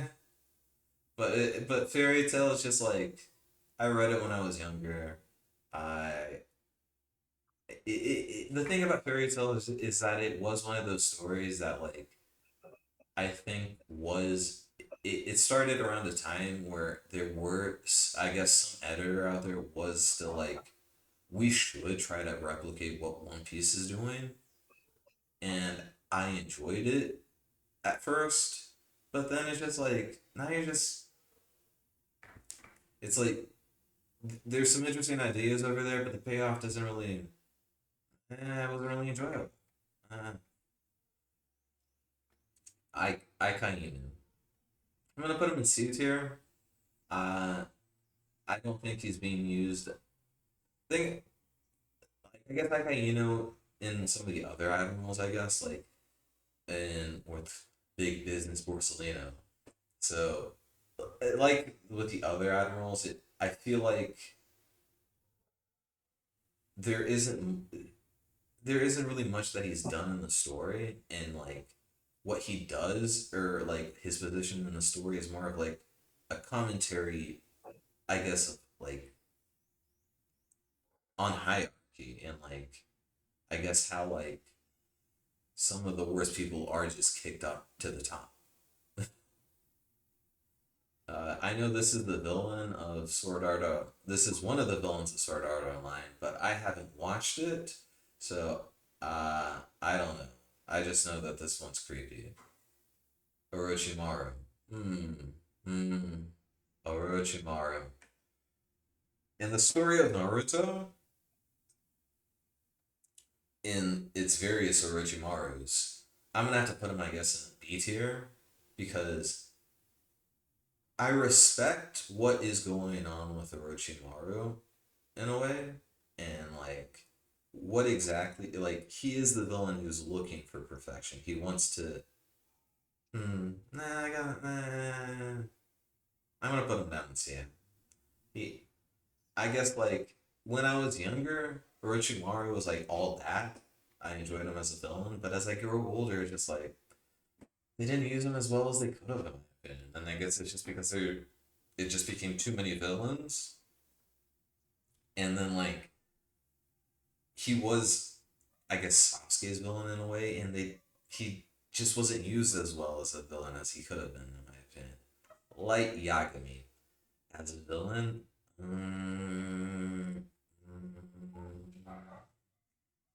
The thing about Light Yagami is, yeah, I'm gonna put him in A tier. I feel like he deserves that. I, because I don't know.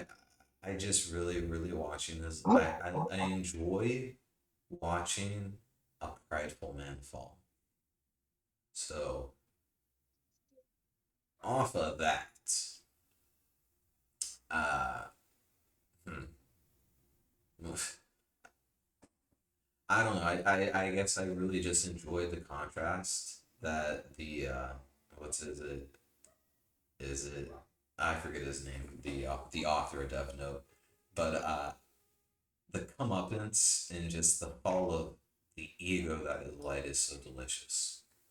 Father, I'm gonna put him in B tier. I enjoyed the themes that were discussed with Father, but I feel like compared to a villain like All for One, it's done much better. So yeah, that's how I feel. This is Boros. Boros is just cool, but he's C tier. I don't know who that is. Crocodile is A tier. Crocodile's A tier because Crocodile is I feel like probably one of those villains in One Piece that finally makes like One Piece is a very funny comedic story and it has its serious moments. But I really enjoyed during all of Alabasta that like uh they're like we can make funny moments of Crocodile, we can make jokes and everything, but like Crocodile does not fall into any of the traps that a villain falls into. He dots his I's, he X's it, he not he crosses his T's. He does everything right, and I love that because it shows that like only Luffy could have like brought it all down because it takes a fucking lunatic. to take down a plan so well planned out like crocodiles.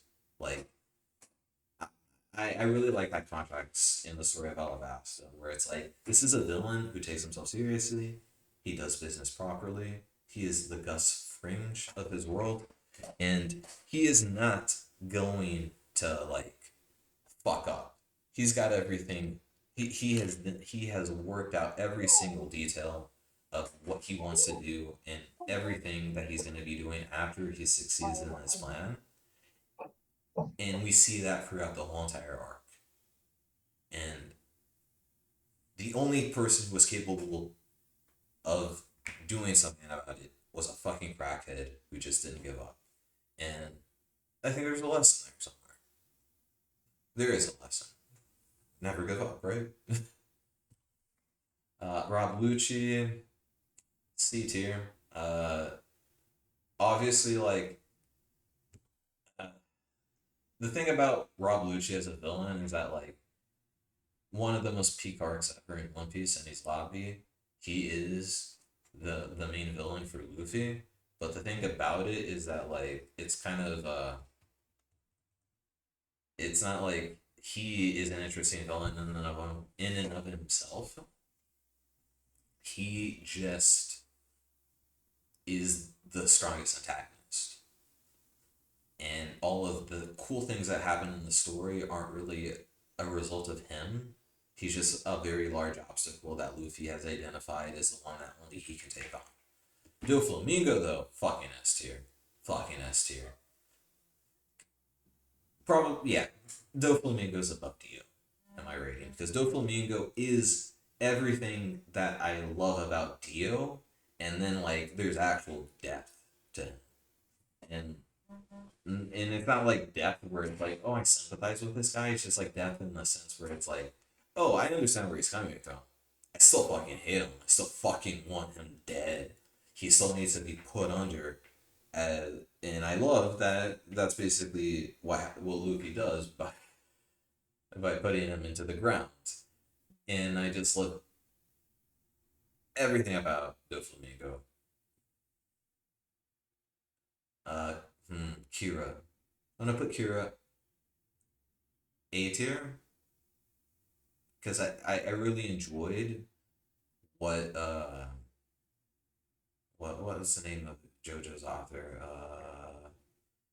Forget it. Blanking on names right now. Araki. Hirohiko Araki. So yeah.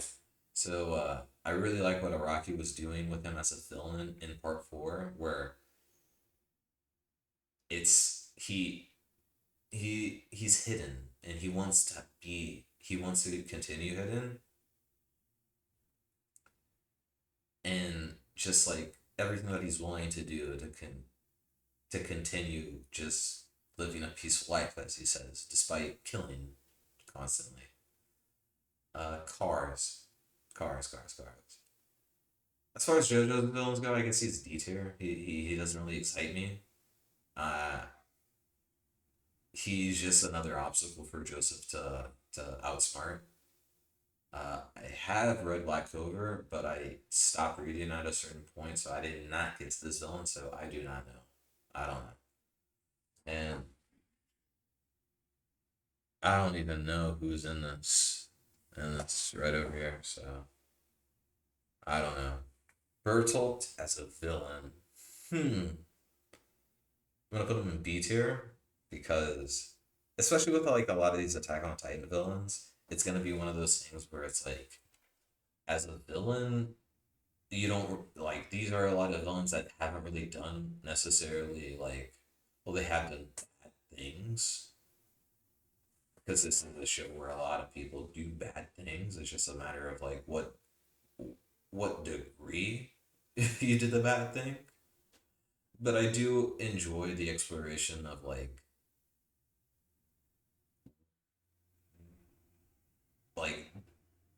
Bertold's a child soldier who was forced into a decision, and now he's living with the consequences of it. And he's seen what happened to everybody else who participated in that decision around him, and he is on the he is on like the precipice. He's on like the edge of the cliff of it being just like Reiner and like losing it. But he has to keep himself together because Reiner already lost it, and Annie isn't cooperating. Annie isn't helping at all. Annie keeps on like, and so it's I really enjoy that. Like what was being worked there. Zatsu, Polka Ideas, Johan. Johan. I'm gonna put in I don't know. I don't feel like I'm qualified enough to talk. I need a. Yeah, I haven't watched all of Monster, and I feel like even then, I want to read the manga to be able to talk more about Johan. Uh, C tier, Lelouch's dad as the villain of Code Geass, though. Not really. Mm. This is a Boruto villain, so I don't know. Donzo, D tier. Didn't not really caring for Donzo. Donzo, I feel like there's potential there as being like,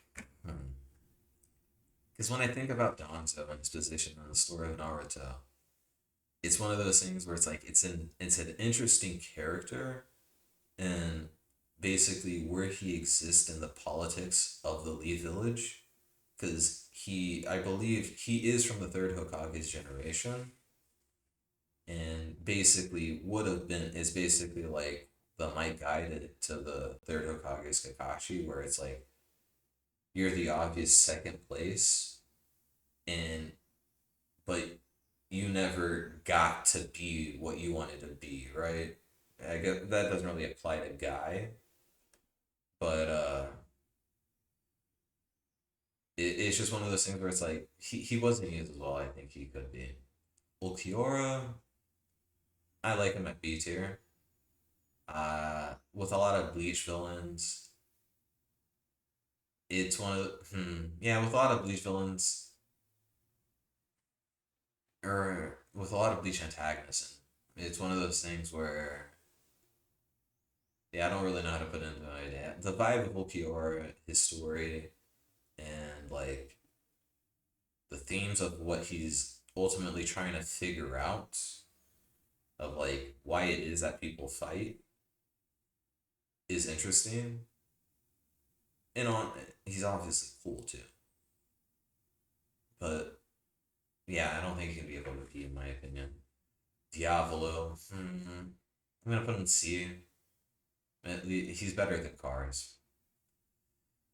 The the Millennium Earl. It's been a while since I've read D Gray Man, and I don't think I even. And it's been such a while that I don't think I can. Yeah, I can talk about the Millennium Earl.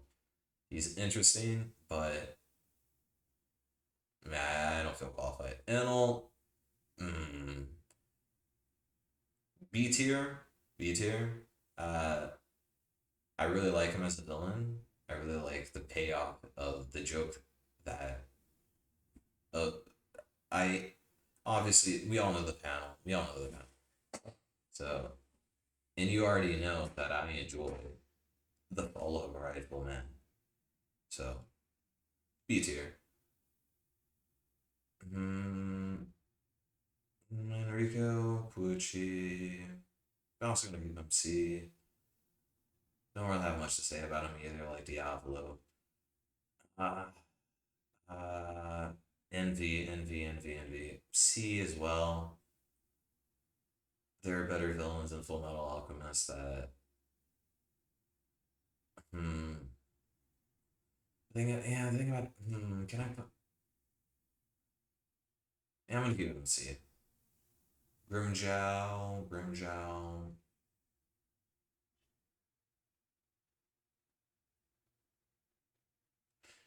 Grimjow is like cooler than Ulquiorra, but feel like there's more thematically that's going on in his fight with Ichigo than Ulquiorra's fight.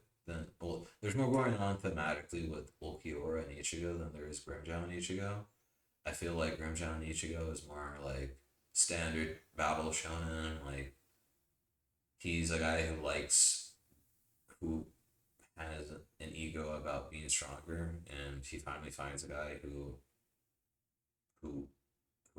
who is on that same level and can actually like take him out, and he feels threatened. So, C tier. Yuhabak, Yuhabaha, or however you pronounce his name. Can I put him A tier? I don't. I'm gonna put Yuhabaha in A tier because as I'm rereading Bleach, and like he is the last arc's main villain, but his influence is throughout the whole entire story, obviously. And once you know that, it kind of gives you a whole entire outlook into the whole entire story and the whole entire mythology that Kubo has created. So I really enjoy him as a villain. I'm hopeful for what the anime is going to be doing. I hope they're going to be able to end that story better than the manga did. Some of the I'm going to put some of these down because I don't. Let's put Grimmjow down. I'm going to put.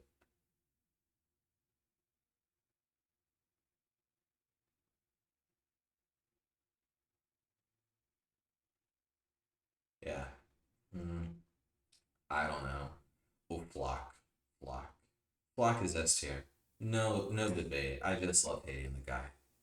Everything about like how he's used in the story, and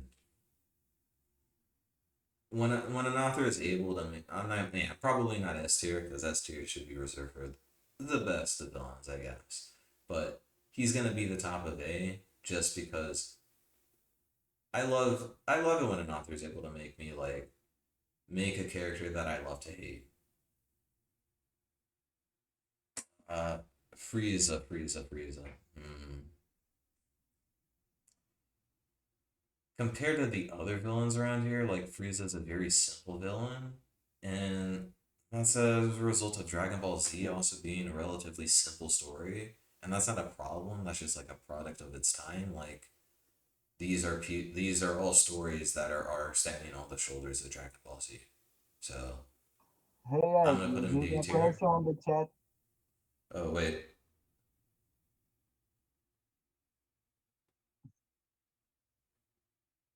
well we haven't gotten to Aizen yet. I'm not. I haven't looked ahead to see if he is on this list, but that is a villain that will be in S tier if he is here, because I just love how Aizen is used. But we will get there. I am not able to recognize who this is, so I don't know. I don't know who this is either, but that's probably Free Run. I haven't watched Free Run yet. I'm not able to recognize this person. This is the anti-spiral, and thematically, I'm gonna have to just put him in A because I fucking love Tegan Topa Gurren Lagann. That story is just like one of my top five. I always recommend it to people to watch. It's just one of those shows that, for me at least, is timeless. But and as a result, I love like the thematics of the story in general and like what the anti-spiral represents as like giving up and just like not being able uh to believe that you can do or you can find a better option for the people Ed, around you. respondeu de novo no chat e sua webcam tá do tamanho Oh que wait, você gostaria. Foi okay. proposital? Uh-huh. What? Você mudar o tamanho da webcam foi proposital? No, Sua webcam tá grandona. O chat tá minúsculo, ilegível. E a menina respondeu no chat. Ó, a menina. tá. Ué, como é que ficou assim, hein? Ah não, eu sei como é que talvez ficou assim. Deixa eu ver se eu resolvo. Como é que tá agora? Agora tá bem melhor. É, tô com delay aqui ainda.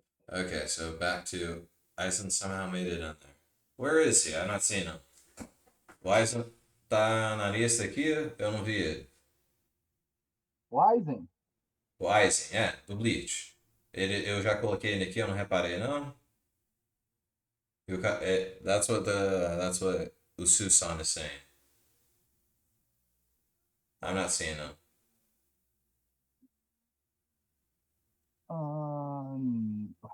Que hora que você colocou esse? I don't know. Eu acho que não, hein? I don't know. Kaido. Kaido is an interesting thing because Kaido is a person who is an example of failure.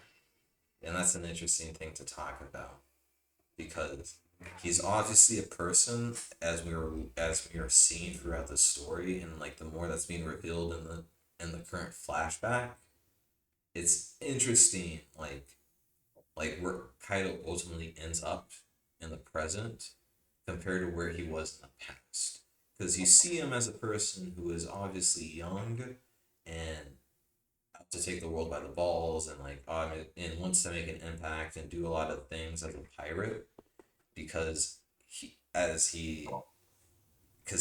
rocks above him and it's kind of obvious like that he is inspired by rocks. He sees him as like this great man that he wants to be able to like replicate his impact on the world.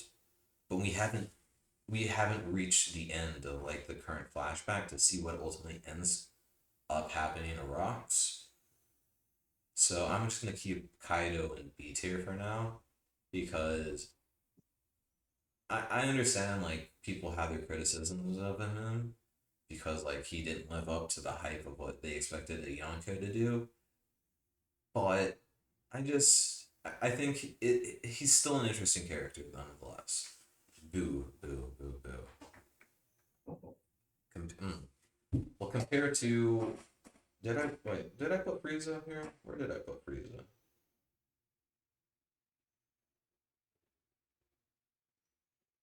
Você colocou no B. Freeza tá no Oh, B. Frieza tá no B. Aham. Vou botar no C então. So yeah, who's gonna if Frieza's B, Boo's C, yeah. Uh, King Bradley for Full Metal Alchemist. Probably a C tier villain along with Envy. No, he's higher than Envy. At least for that, I consider him to be a better villain. King Piccolo as a villain in the original Dragon Ball. He's A tier. Because and this is just like me taking the historical thing into account, where it's like King Piccolo is the first person that Goku kills. I think. I'm not sure. He might be some. He might not be. It could be somebody else, but he is the first person that kills, or at least he kills a hero and causes Goku to lash out in anger and want revenge. And that's the first thing. And that's the first time that like Goku has to deal with a situation like that. So I'm gonna keep him in A. Ozai. Ozai. Ozai. Ozai should also be an A tier.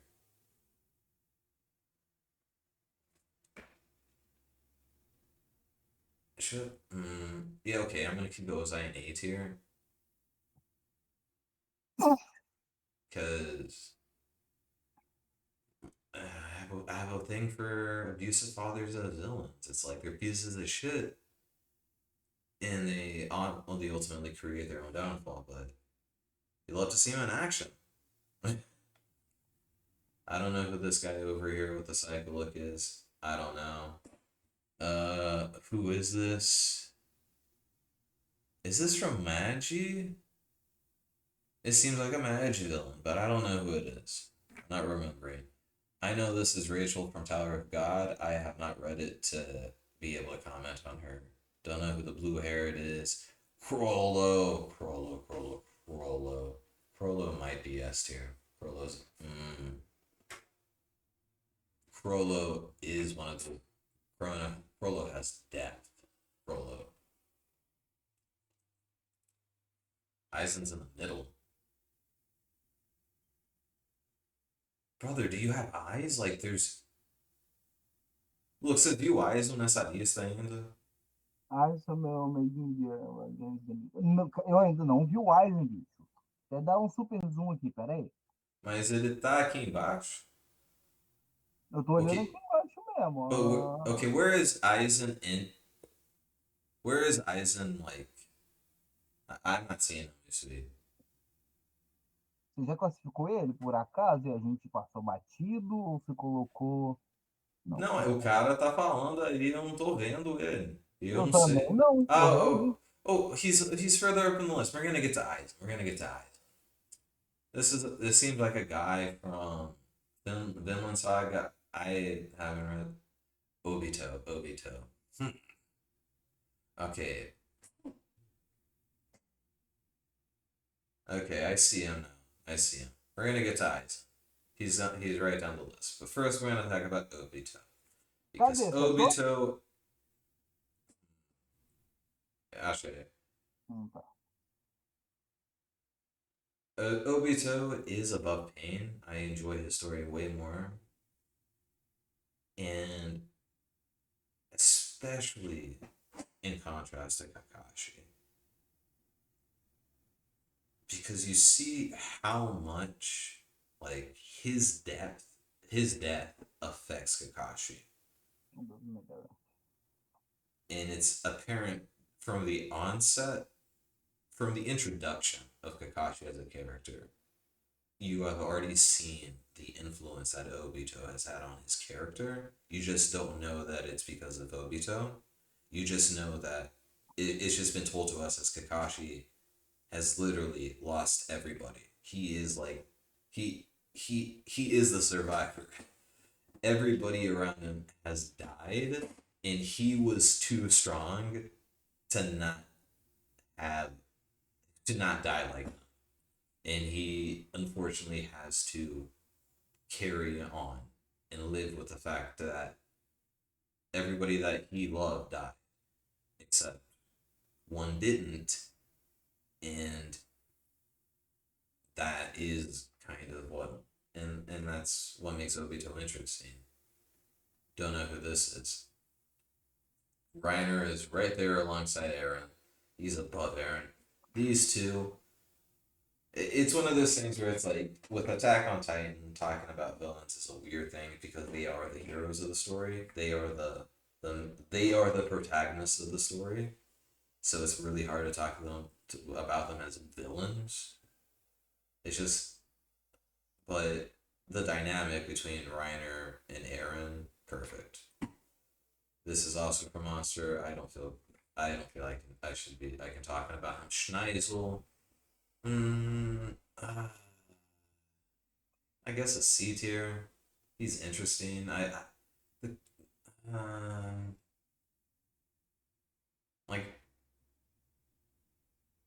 yeah, the Kodiak ones aren't really that interesting in my opinion. Maybe it's because it's been a while since I last watched Code Geass. Maybe if I give it another watch, I might like be able to like I might see more depth in Schneisel now. But from what I'm remembering of him, with okay now should I talk? Look, this is one of those things where it's like I'm gonna put him in I don't know because the story that Vinland Saga is trying to tell, it's really hard to put. Oh, I'm completely forgetting his name. What? Lux, qual que é o nome do cara aqui, do Vinland Saga, que tá no final da lista de que eu não sei, que eu acabei de colocar agora? Acabou de colocar agora. É que tem um delay aqui pra mim. Você tá falando de quem? Você vai ver, tá? Já deve estar aparecendo lá. Aqui, but yeah, but I'm forgetting. Yeah, I'm completely blanking on. Ah, tá, o Vampirão. Tá Oh, falando? Askeladd. That Askeladd. Askeladd is the name. Askeladd. Yeah. Askeladd in the story of Vinland Saga is like a bad person, but he isn't the villain.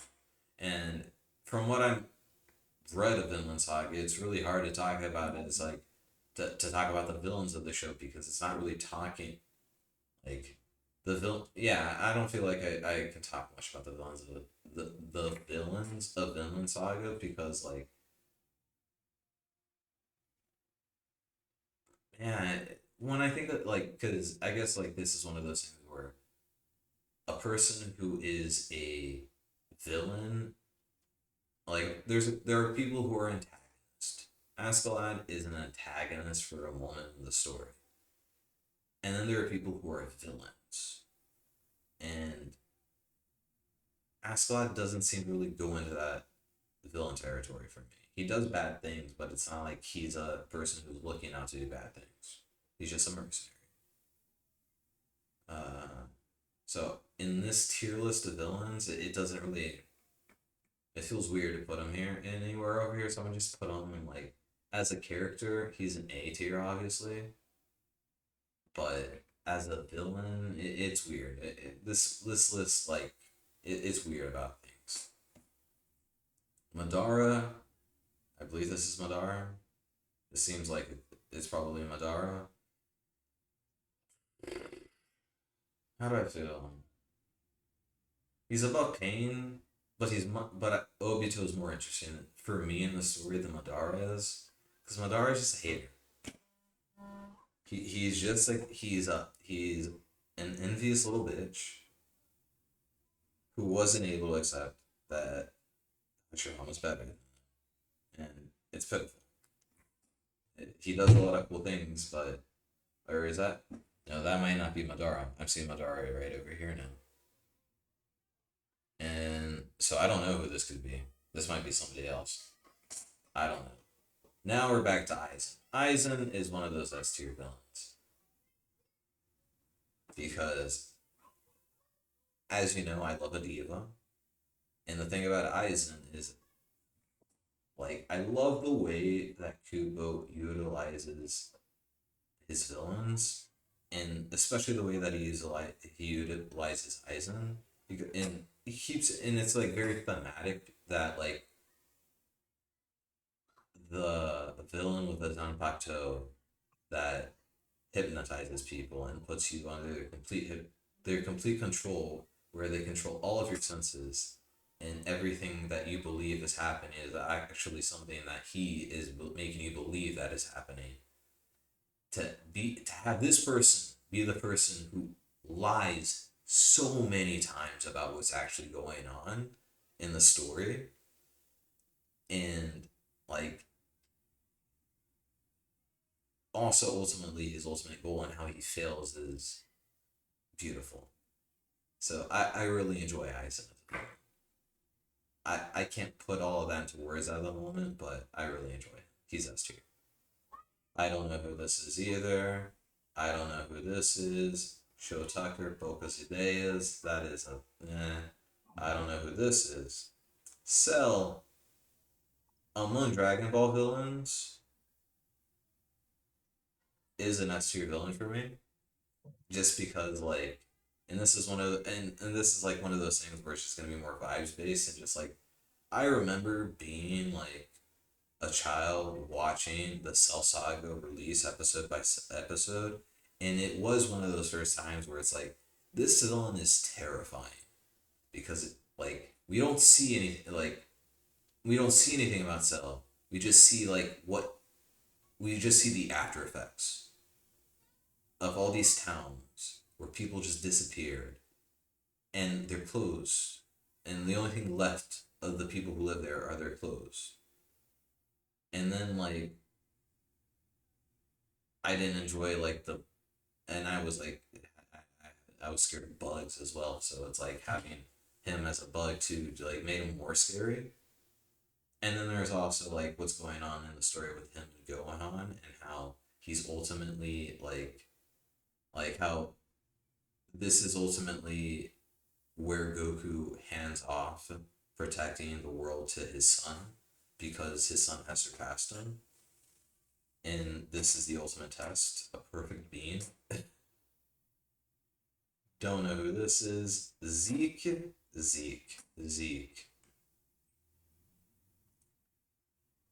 I'm not sure if he makes it to S tier, but he's in that same level as Flock for me. That's Floki. I think Floki shows up twice in this list. That's weird. Sukuna might probably be one of my favorite villains at the moment because he's a petty bitch. He is a hater, and like I say that like I didn't like another person because he was also a hater, but some people just hate different, and I like the way that Sukuna's a hater. And also, and this gets into spoiler territories, I guess, but the final arc with the what was it, the demonic battle in Shinjuku or something like that, Shinjuku. I really enjoy how he is introduced as the first villain, and he is actually the final villain, and how he did live up to the hype in his story. Like, throughout the whole entire story, up until the final battle, which is his battle, everybody has emphasized how Sukuna is a level above everybody else. He is the strongest.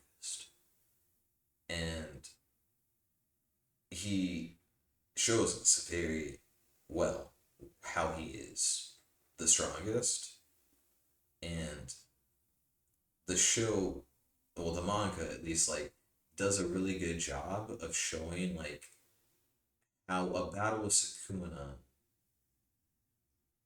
in his dominance of Jujutsu and how he is able to use his powers.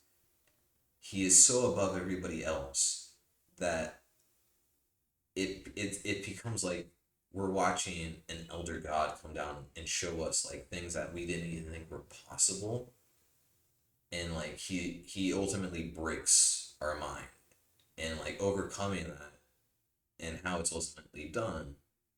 I mean, it, it's interesting. It's interesting. I enjoyed the finale of Jujutsu Kaisen.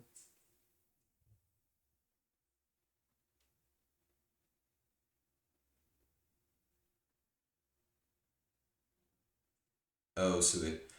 Well, I don't know anything about Rachel. I haven't watched or read Tower of God to know. I just know that she is a rat. That's what I've been told about her, and I enjoy ratty villains, so she could be up there, but I don't feel qualified to talk about that. But she is gonna be in the list. But as for Sukuna, really enjoyed like everything that he did as a villain in his story, and like his downfall, delicious. Especially because it was by the person he hated most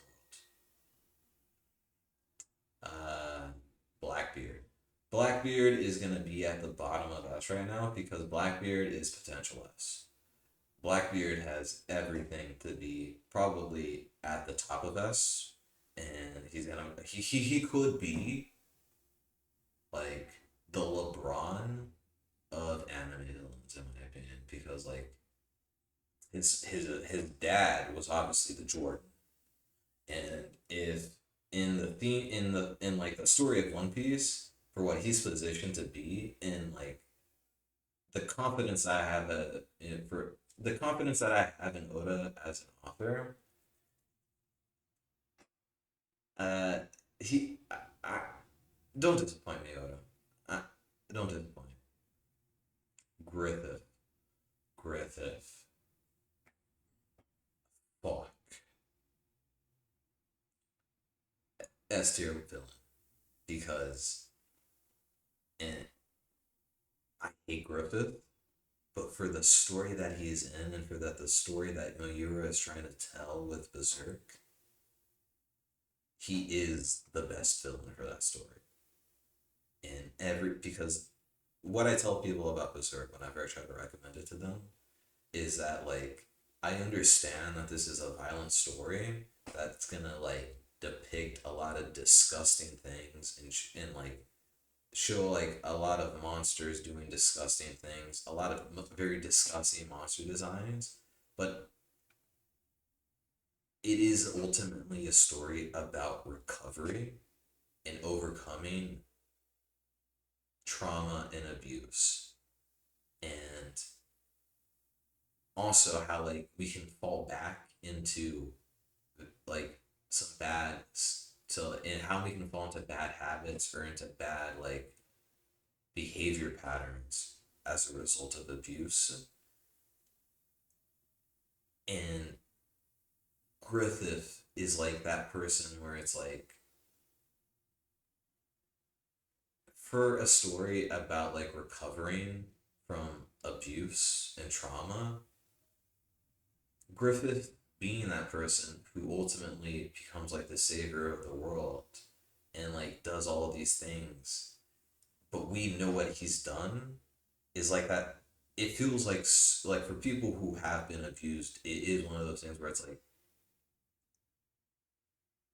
fuck that guy. It's like the people who have done some shit to you, it's like they seem to like rise up, do all these great things, but you know what they did to you.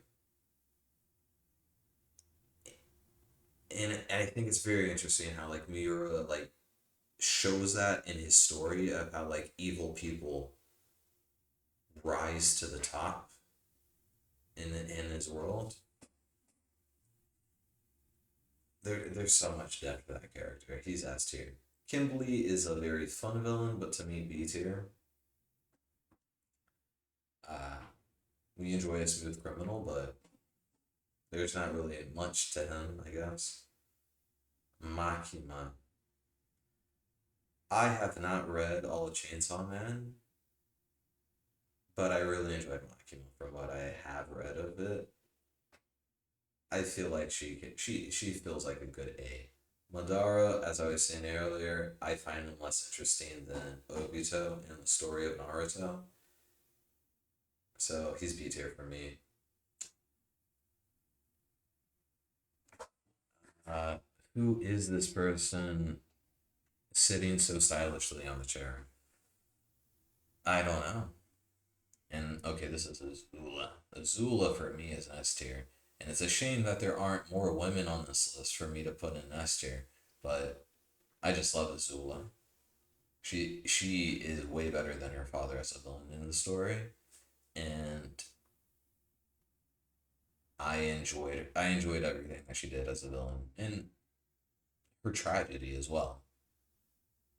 Because I really enjoyed that aspect of the story of Avatar: The Last Airbender, where the two children of the Fire Lord are products of abuse, and you think that just because Azula is the preferred child, that like there isn't anything that like because she is seen as the what was it that Ozai says about Zuko and Azula, where it's like Azula was born lucky and Zuko was lucky to be born.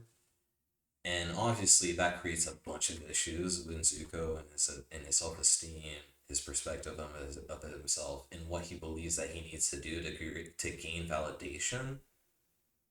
But the thing about it is that like you don't want the validation of an abusive man, and that's all that Azula gets, and that makes her into a person who ultimately can't get what she wants because she was never taught how to get it, and it's tragic because it's obvious that she just wants friends. She wants to be loved. She wants that warmth that she sees that her brother can get from other people, but she doesn't know how to let other people in to get that same thing because she's been taught that it's wrong her whole entire life, and that is on. And like while she ultimately loses and like she isn't reformed in anything, it is something that we need to consider with people who suffer abuse. Like it doesn't justify the bad things that they do, obviously, but she ultimately is more sympathetic because of the fact that we do understand why she is why she is doing the thing that she did that she does. Dobby, Dobby, Dobby, Dobby. Dobby, I'm gonna put it in a. He is, at least amongst the My Hero villains, because there's a lot of good My Hero villains. I'm gonna put him in B tier. I could be convinced to put him higher, but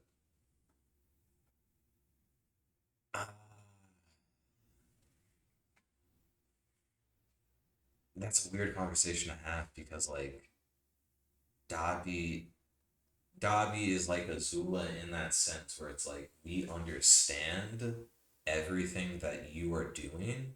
I just feel like it was done much better with Azula than it was with Dobby. And it's not because like there was anything done badly with Dobby's story. I understand it thematically. But maybe it's just because like it's coming from the perspective of like he is Endeavor's villain, and Endeavor is a piece of shit. And I love that about Endeavor because it's like he is. I love that. I really love the story Endeavor and how Horikoshi like worked on that. This is a man who was abusive, who was a piece of shit, and he's finally like realized like there like something changed, and he's starting to realize it, and he wants to make amends, and the story constantly is giving us like it's trying to work in it. It's very interesting what they did with Endeavor, and I like where it ended up, but with Dobby as a villain, like for the overall themes of My Hero, Dobby is a great villain, but I feel like he's great because it like the whole entire ensemble of the League of Villains and what they represent thematically in the story as like the evil that they are, like the sum is greater than its parts in that scenario. It's like Dobby as a villain and like what he says about evil and villainy in that story, it just becomes more and more it like his story is meant to be seen as like another layer in what Horikoshi is talking about, especially in respects to marginalization. But it's sort of like it's just another perspective, and we've seen it with Davi, with Toga, with with Spinner, and with all the other villains except for Shigaragi and One for All. So it's one of those things where it's like his story is a part of a lot of other stories where the sum is greater than its parts. Uh, uh, One moment, somebody ring the doorbell. Gonna see who that is. Be right back, everybody.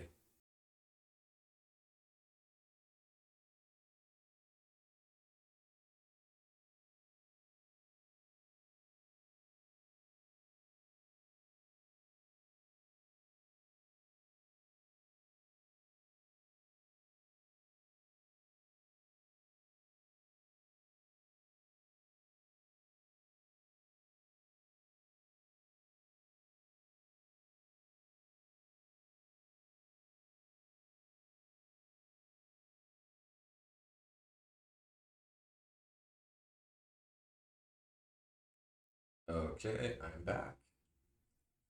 And this is gonna be Ghetto or is it gonna be Kenjaku? I'm gonna put Ghetto instead of Kenjaku because at least in this scene where he's wiping away the blood, he is not Kenjaku. And as the villain of Jujutsu Kaisen, he's gonna be B tier because Kenjaku is the better villain. I do like what Ghetto is used as at least I like how Ghetto is used in the story and the romantic relationship that he has with Gojo. But in comparison to the other villains, I enjoy what Makito, Kenjaku, and Sukuna are doing in that story more than he is. He brings depth. He brings an interesting perspective. He brings a little spice, but he is there are spicier things in that in this melting pot. I know this is from Black Clover. Uh, I'm gonna put him in I don't know because like it's really becoming like even if I have read that story, you did not leave an impression on me for me to be able to even say anything of like substance about you. So that's either D tier or I don't know. And I think I don't want to probably D tier. Like Chimera and King, that's an S tier. That's an S tier. Everything about his story is enjoyable. Just like Togashi is doing in that story and giving humanity to a monster and like making and the tragedy of that because we're putting him down. We're still gonna be putting him down, and everybody knows it. And that's the irony of the whole entire arc, where the humans know that this monster needs to be put down, and we up until the invasion have been accompanied how little by little he's becoming a better person. He's slowly seeing like what it means to be a human. And we're still putting him down. Regardless of what he might like of what he is currently what's currently percolating in his head and the ideas that he's coming up with, they might be good, but we can't have this. We can't have him around. He breaks everything. He breaks the current order, and we can't allow for that.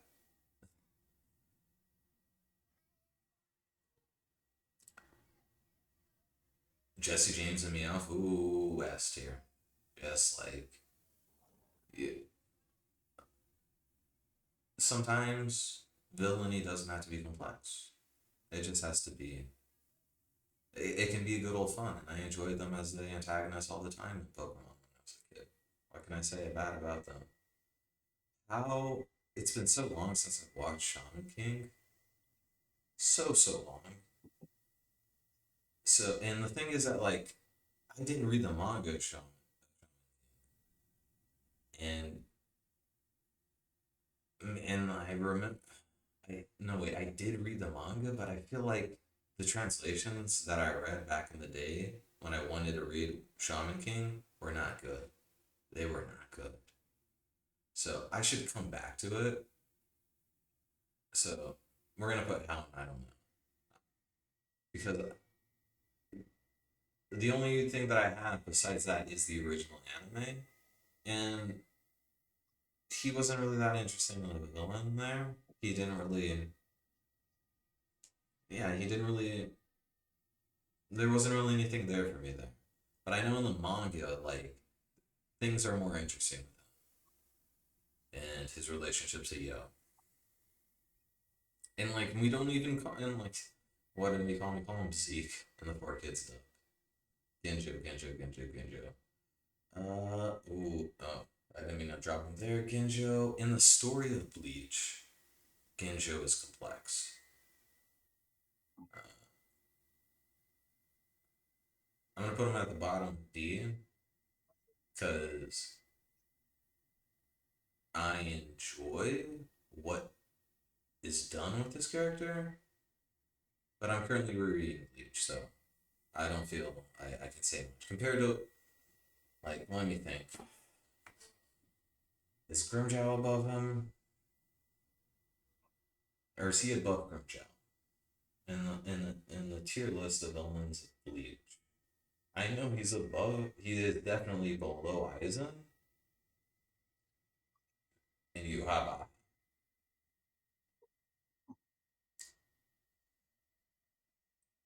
But is he above? He is not above Grimjow. The villains of one. in the films of Bleach. Okay, yeah, that's my list, everybody. Thank you for watching. Please subscribe and follow. Oh yeah, and subscribe and follow. Remember to press the like button and subscribe and follow. Thank you. I should look at the camera as well when I do that. So remember to like and subscribe, and follow me on my socials to keep me that. Let's go back. Let's run it back. I am twisting my tongue. So remember to like the video and subscribe, everybody. Thank you for watching. Você me traz uma outra lista depois para eu completar. Mas eu gostei dessa lista. Gostou? Eu acho que tem uma. Qual vilão? Eu colocaria dos vilões. Eu colocaria do Flamengo, assim, você. Do Flamengo. Eu acho que é. Entre todos os vilões, eu provavelmente prefiro ele. Ele é o maior. Né? Ele é tudo que eu quero dentro de um vilão. É forte, do Flamengo é muito forte. Nem a questão, tipo. Tipo assim, não, um forte candidato a vilão, sabe? É forte. A candidatura dele nesse lugar aí é muito pesada, que ele tem muitos aspectos S de vilão. O cara é ruim por ser ruim, com muita ruindade, porque o pai dele não quis ser rico. E ele não. Ele tá revoltado até hoje com isso. Preso e revoltado. Uhum.